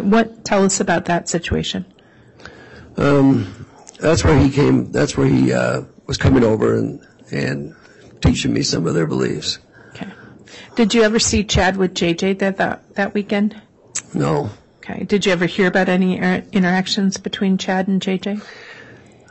I heard that he had a scuffle with JJ, and that's how he got the scratch on his neck. But I don't remember what that was about. Okay. And when you say he got a scratch on his neck, who got a scratch on their neck? Chad did. Okay. During the times you saw Chad, what was his interactions like with Lori Vallow? They were really loving with one another and affectionate. Okay. Now, at this time, were you aware that he was still married to Tammy Daybell? Yes. Okay. Did the fact that he was married come up at all? Yes. All right. How did that happen? I asked him I just asked him how his marriage was with the Tammy and if she was a good wife, and he said he had no complaints, that she was a good wife, but he said her time was coming up, and that him and Lori were gonna, go do the things that they had committed to do for God. Okay. So when you say her time was coming up, your Tammy's time was... He said he had a dream that she was going to pass away before he was 50 or by the time he was 50. Okay. And so that was Tammy was going to pass away before Chad was 50? Yeah, by the time Chad was 50. Okay. The dream was I think he said 3 years previous. Okay. And that, and then he said he and Lori were going to be together. What did that mean? That they were going to get married and they were going to go do their calling. Okay. And did you know what their calling was? That's what I learned. They were going to gather the $144,000. And they were going to do it together? Yeah. Okay. Did you have any response to this? That's where I just said that because he felt he was kind of saying that I was one of them, and that's why he wanted me up there. And that's when I said, well, that would be a call from God and through his prophet. Okay. And what was his reaction when you said it should come through the prophet? It's the prophet of the church, right? Yeah. I can't remember all the details, but it was clear, kind of like that it was a separate calling, because it was the Church of the Firstborn, which is going to be coming out of the Church of Jesus Christ of Latter-day Saints. And so that was his position, and he had his authority under John the Beloved, if I remember right. Okay. And was that your belief? No. Okay. Now, did you do the podcast? Yes. Okay. And when did you do the podcast? We did that on Sunday night. Okay. It was late. All right. So that's Sunday the 22nd? Yes. All right. And so where did you do the podcast? At Lori Vallow's kitchen over the island. Okay. And when you said we, who's we did the podcast? Melanie Gibb and Lori Vallow. Okay. So you're in Lori's kitchen in her home, right? Yes. On a Sunday evening? Yes. Was JJ there? No. Where was JJ? Alex was babysitting him. Okay. And was he babysitting him in the apartment or somewhere else? At his place, his apartment. All right. Who told you that? Lori. Okay. She just wanted to have uninterruptions so we could do the podcast, so she asked him to watch him. Okay. And did you see JJ again that evening? Yes. About 10:30, I believe it was 10:30 at night, I heard the front door open, which was to my back. I turned around and I saw Alex carrying JJ, and JJ was asleep and his head was on his shoulder. And Alex carried him in the house? Yes. Did you see where Alex went? He took him upstairs. Okay. And put him in bed. All right. Do you remember what JJ was wearing? Seemed like it was shorts and a T-shirt, but I can't remember the colors. I almost want to say it was the camouflage shorts, if I remember right, but okay. All right. So Alex, and did you see Alex leave that night? Seemed like I heard the door open and close. I didn't turn around again. Once I knew what was going on, I just stayed focused on the podcast. But I didn't see him leave, but it seemed like I did hear the door open and close. It's the vague memory. That's fair enough. So, where was JJ sleeping while you were staying there? In Lori's room. Okay. And what room were you in? I was in JJ's room. Okay. So did you spend that night there as well? Yes. All right. Did anything happen in the night? Yeah, in the early hours of the morning, I had it was one of the worst nightmares of my life. It was very real. Okay. And so let me ask you a question. Okay. So did Melanie come try to help you as you were waking up from that nightmare? Yes. Okay. How did that happen? Let me do it this way. How did Melanie try to help you? She had heard me talking in my sleep, kind of, I guess I was screaming out or calling out. Okay. And so she kind of helped wake me up. Okay. And then what happened after she helped wake you up? She said, I'm going to go get Lori, see if we can get Chad over here to give you a blessing. Okay. So she went, and she went to go get Lori, but she came back because she said she couldn't get anybody. Okay. And so JJ was this in the middle of the night? Yes, I would say it was in the early hours of the morning. I didn't have a clock there, but I know it was after midnight. Okay. So as you were kind of waking up and coming back from the nightmare, did you see Lori Vallow at that time? No. Okay. Was Melanie able to get her to come help you guys? No. Okay. Now, the next morning, did you see JJ? No. Excuse me. Do you need some water? Sorry. No, it's all right.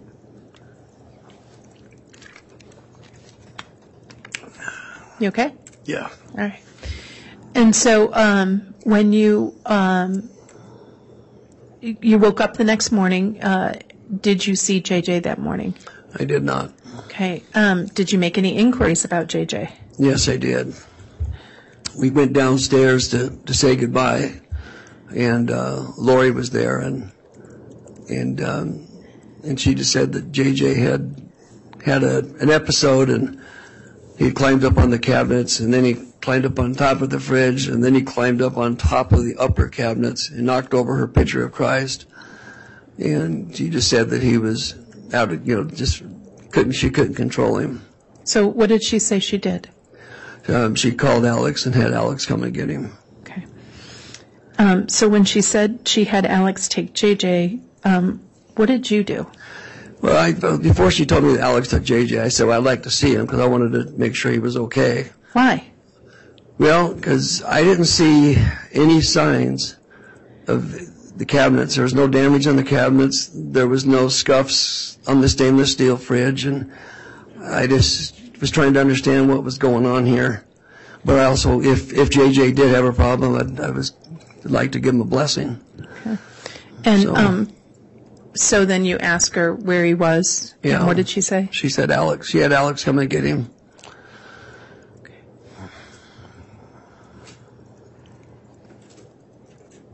Okay. One moment, if I may, Your Honor. Yes. Hey, Yeah, one moment. Yeah.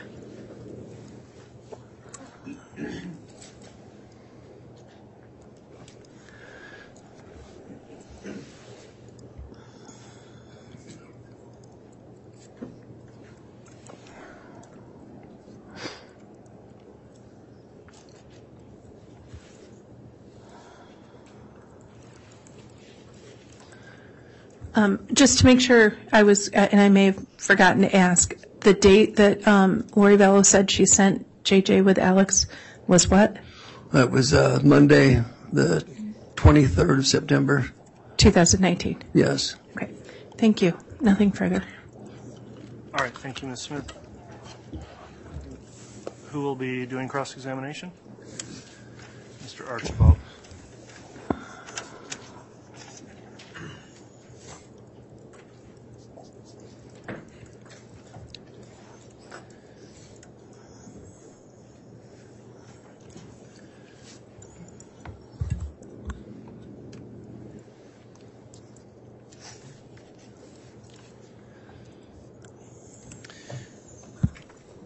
So, Mr. Is it Warwick or Warwick? Warwick. Okay. How do you spell your last name? Warwick. Okay. I got it right. And you live in Pleasant Grove, Utah? Yes, sir. And your wife, Melanie Gibb, lives where? Chandler, Arizona. Okay. And you two married in December of 2021? Yes, sir.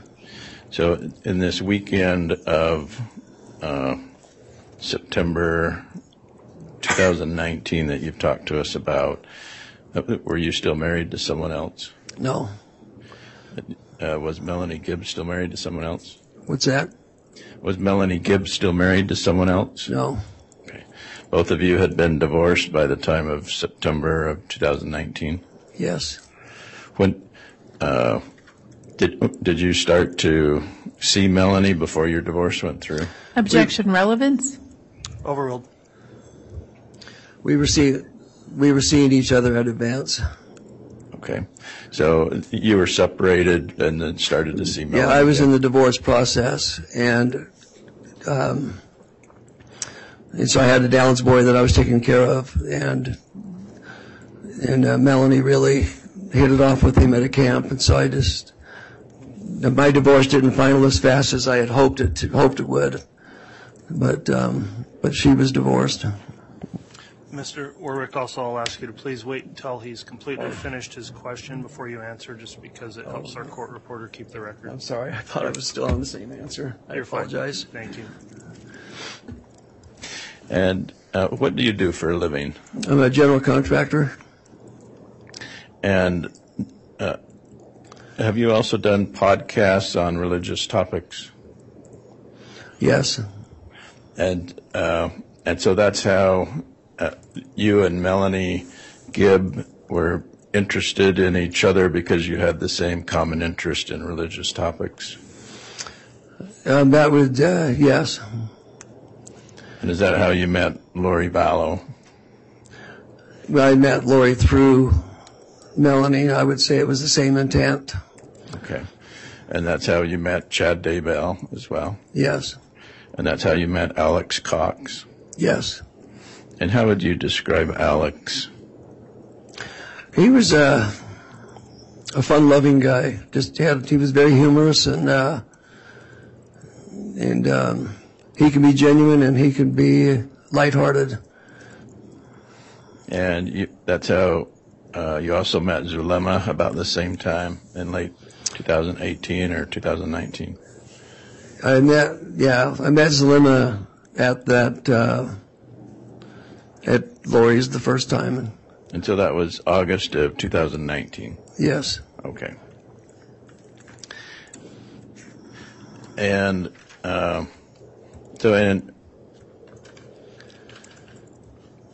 how did you learn that Lori and Alex moved from Arizona to Idaho? Through Melanie. And so this conference that you were going to in Rexburg, Idaho, was that what kind of a conference did you say that was? A Book of Mormon conference. And who was that sponsored by? Rod Meldrum.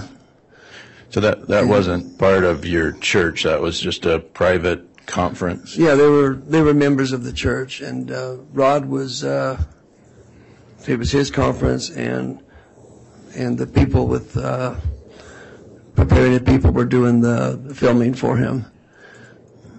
And so, Preparing a People, is that a group sponsored by your church? No.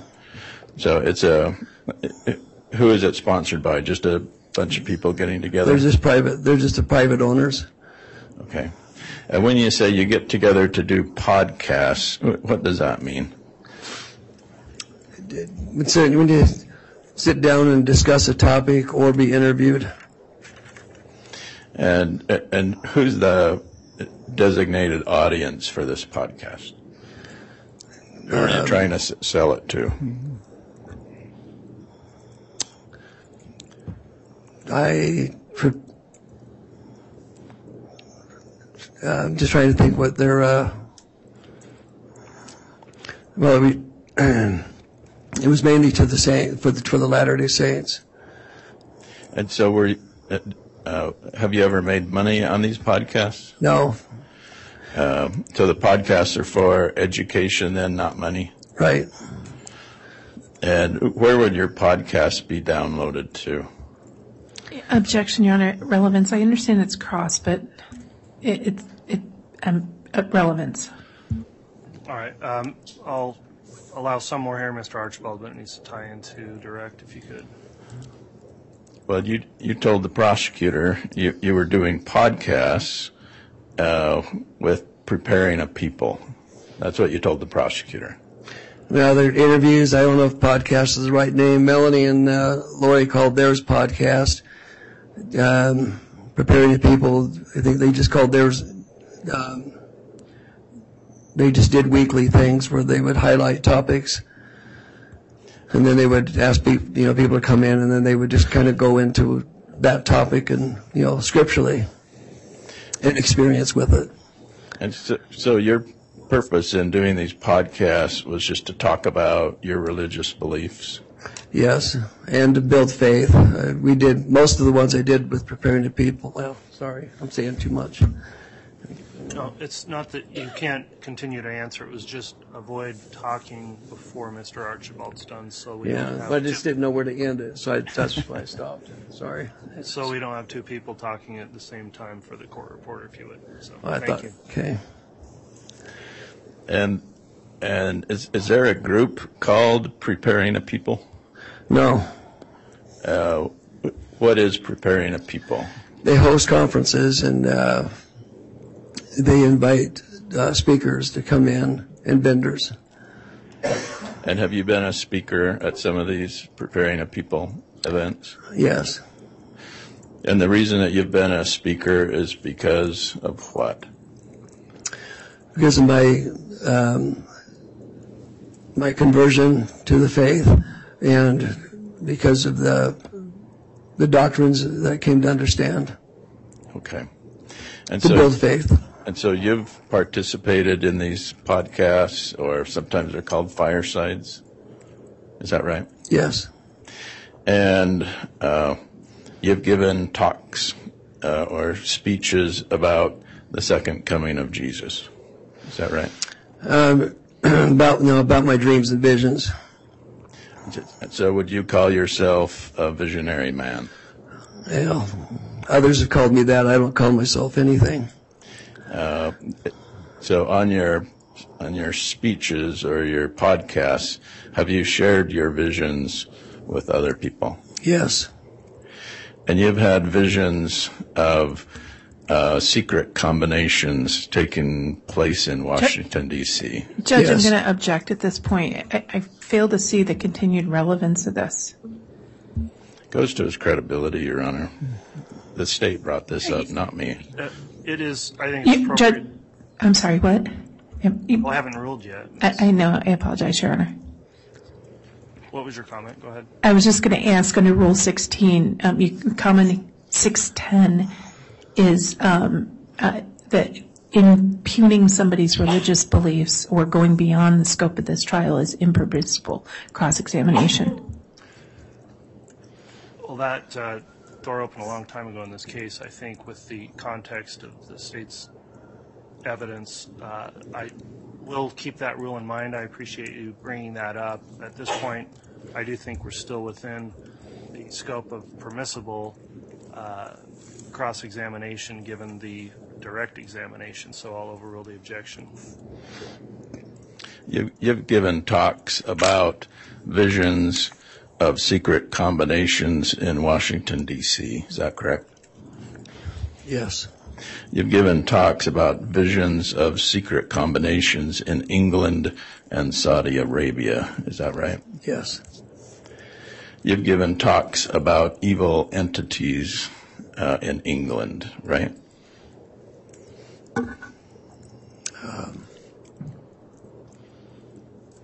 No, I'm not sure where that one's going. Okay. You've seen visions of Russia and China invading the United States. Yes. You've seen visions of Russia and China attacking the United States military and defeating us in 3 days. Yes. You've seen visions of the United States being sacrificed for a one-world government. Right? I don't know where that one came from. You've been, well, I didn't make this up. Yeah. Well, the context is what's being avoided. That's why it's difficult here. So. Okay. So what's the concept about the United States being sacrificed for a one-world government? Judge, objection again on that concept. I mean, relevance. All right. At this point, Mr. Archibald, I do think we're getting away from the evidence of the case and direct. So if you could tie this in some way, if it does. If not, I'll sustain the objection. You talked about having a vision while at Lori Vallow's home in September of 2019. You told that to the prosecutor, right? Objection misstates the evidence. Overruled. If the witness can answer, you can correct if that's misstating evidence. I had a nightmare. So a nightmare and a vision are two different things. Yeah. So how do you define a nightmare versus a vision? Well, it's like whatever the nightmare was about, it was like I was living in it. And a vision is just pretend? No, a vision is when you're observing and you're being shown. So both a vision and a nightmare are real?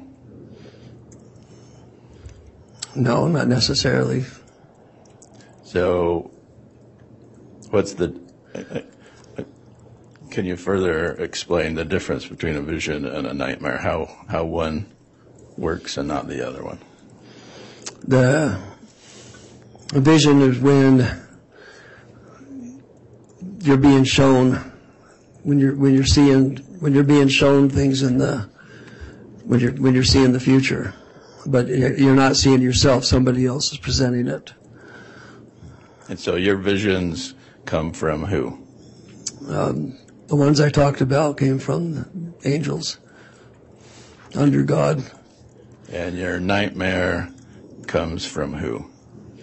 It was very adversarial. There was no, it was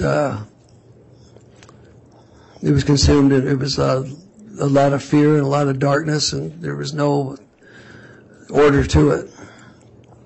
So the fear and darkness came from who? Well, it was adversarial. I don't know who it came from, but. And when you say adversarial, are you talking about the devil? I would say it was from that direction. An angel of the devil? Could have been. You've had these visions and nightmares throughout your time that you knew Chad Daybell, Lori Vallow, and Melanie Gibb. Is that right?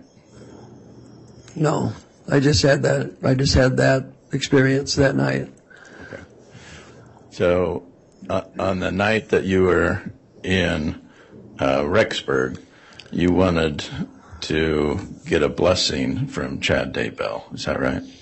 Well, Melanie was just said, I think you need to get a blessing. I'm going to go see if I can get Lori to get Chad. So I was, I just agreed. I was distraught. And what is a blessing? It's when it's exercised under the direction of the priesthood to bless you with deliverance, comfort, or healing, or guidance. So you wanted a blessing from Chad Daybell? Well, Melanie just offered to get it. I was in a position where I wasn't all there. I was really struggling with whatever. I just remember it was horrified with what I was seeing. And so what would a blessing from Chad Daybell do for you? If you give us just a moment.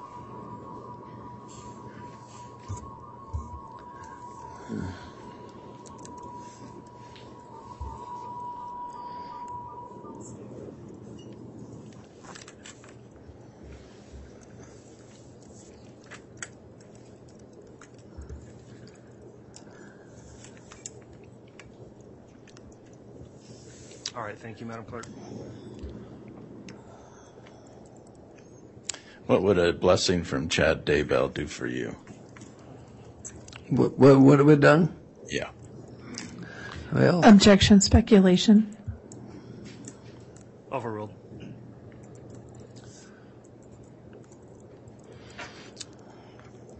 I would have hoped for peace, but it wasn't my idea. Melanie was just trying to get help. And you and So Melanie. I'm sorry. Sorry. You and Melanie were in the same room when this nightmare happened. Yes. And you were sleeping in JJ's room. Yes. And you were woken up by your nightmare. Yes. And then you woke up Melanie. She woke me up because I was, she could tell that something was going on. So. And so you agreed. Maybe we woke each other up. I don't know. And so you agreed to seek help from Chad Daybell. Yes. And did Chad Daybell come? No. When had you seen this scratch on Chad's neck from JJ? He pointed it out, but it was pretty minor. You didn't see the scuffle, but Chad. No, I didn't. But Chad told you about it? Yes.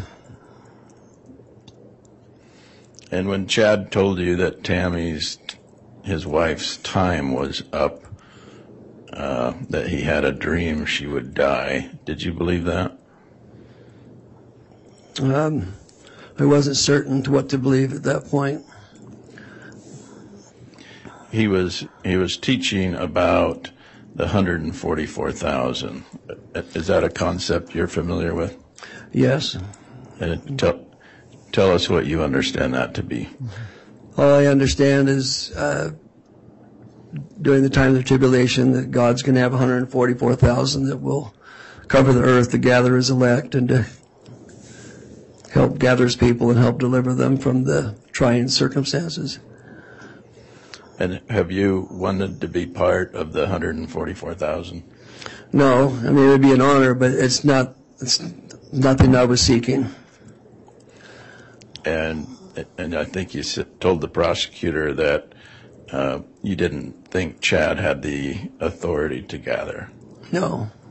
Who do you think has that authority? The prophet of the Church of Jesus Christ of Latter-day Saints. And who is that? Well, now it's President Russell M. Nelson. Okay. So that's where your disagreement with Chad Daybell was who had authority to do that? Yes. Had you ever heard of the Church of the Firstborn before? I just see it in the scriptures, but. Yeah, where in the scriptures? Doctrine and Covenants. And what's the Doctrine and Covenants? It's a canonized scripture of the Church of Jesus Christ of Latter-day Saints. So is the Church of the Firstborn is that in the Holy Bible? It could be. Is it in the New Testament or the Old Testament? It could be. I'm not recalling all this right now. Is the Church of the Firstborn mentioned in the Book of Mormon? I don't know.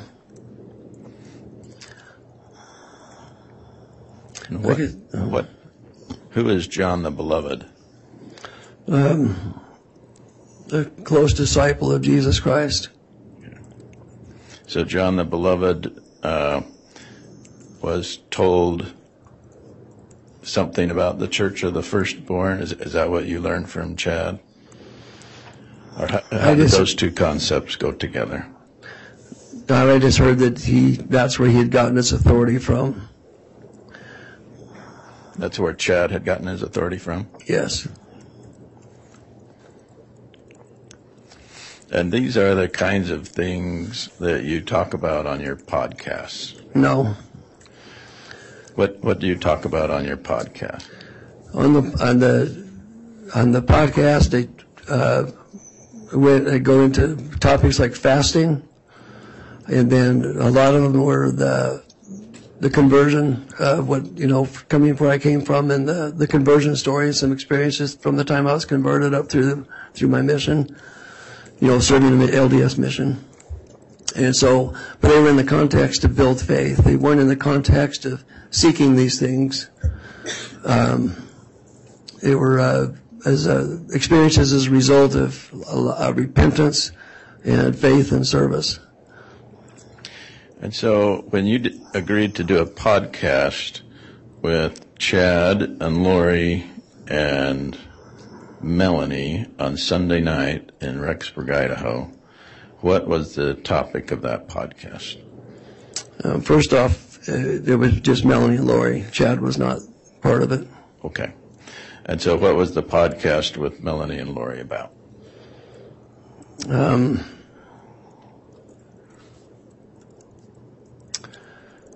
It's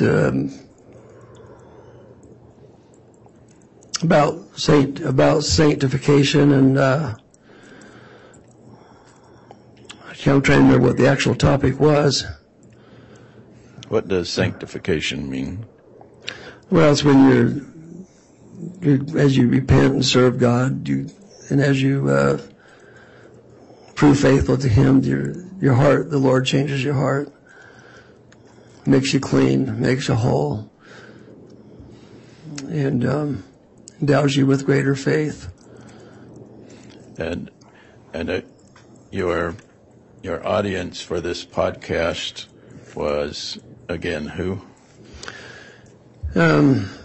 It was preparing of people, and there was camps, the preparedness camps. Sometimes I went and spoke at those. So I just a lot of it was not really venues. It was more like camps and organized firesides, family reunions, and I would be invited to either speak or were invited to do an interview and cover a topic. And so, being invited to speak at a preparedness camp, what topics would you talk about? Judge, I'm going to object. I mean, I understand it's cross your honor, but at some point it becomes irrelevant. I'll sustain the objection on relevance. I think we're beyond the scope of tying into the evidence of the case at this point, Mr. Archibald.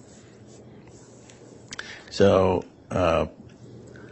your whole purpose was to get ready for the second coming of Christ in these podcasts?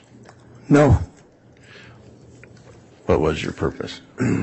Whole purpose was to build faith and to help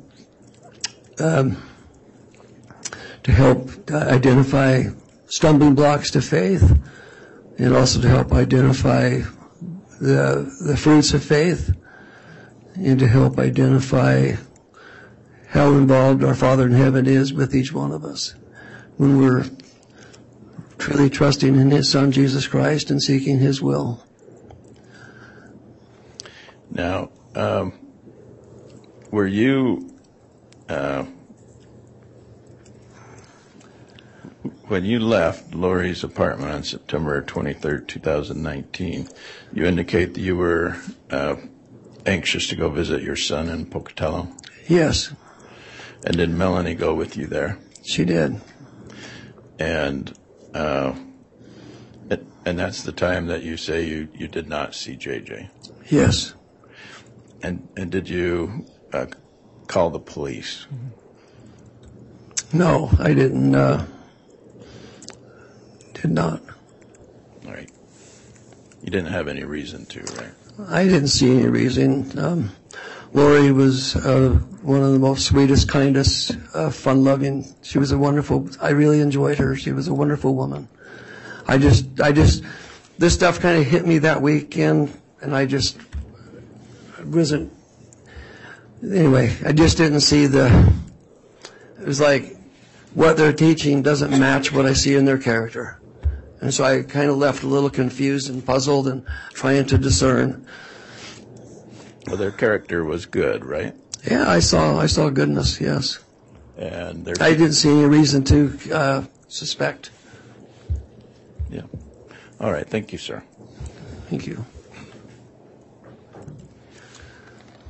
All right, that'll conclude cross-examination. Any redirect by the state? Yes, briefly, Your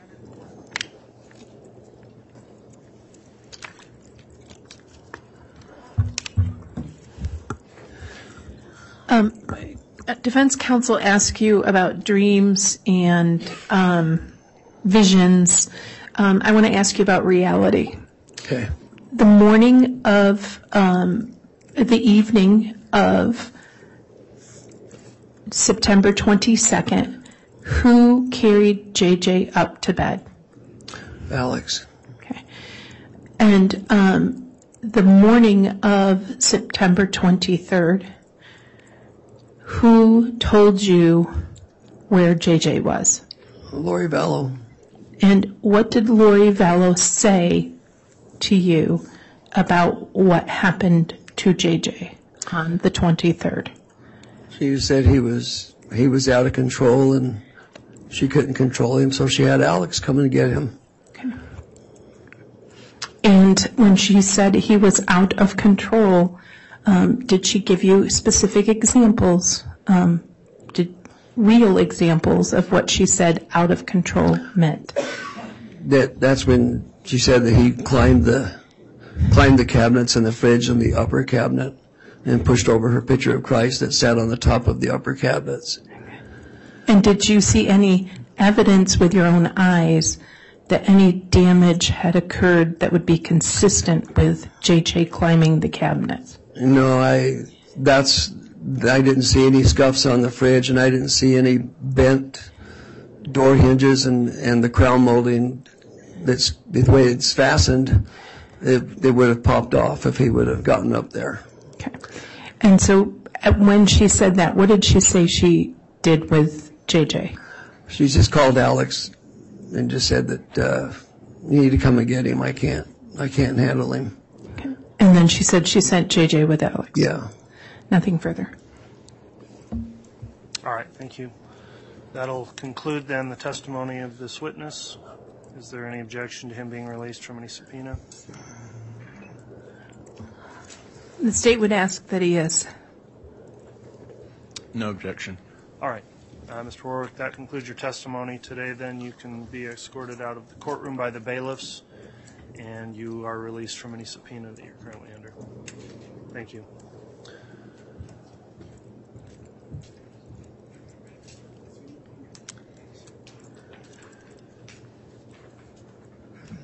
All right, we're close to the noon hour. Is the state intending to call another witness at this time, or would you prefer we take our lunch break? The next witness is fairly lengthy, so it may be a good time for lunch break.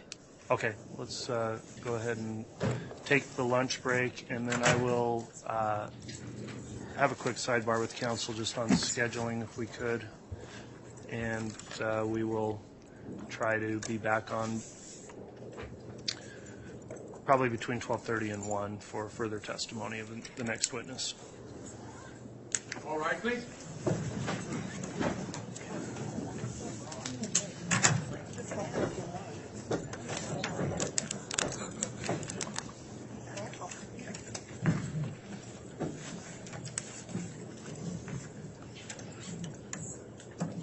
What's that? What about that? Oh. It'll be sometime. I hope it's...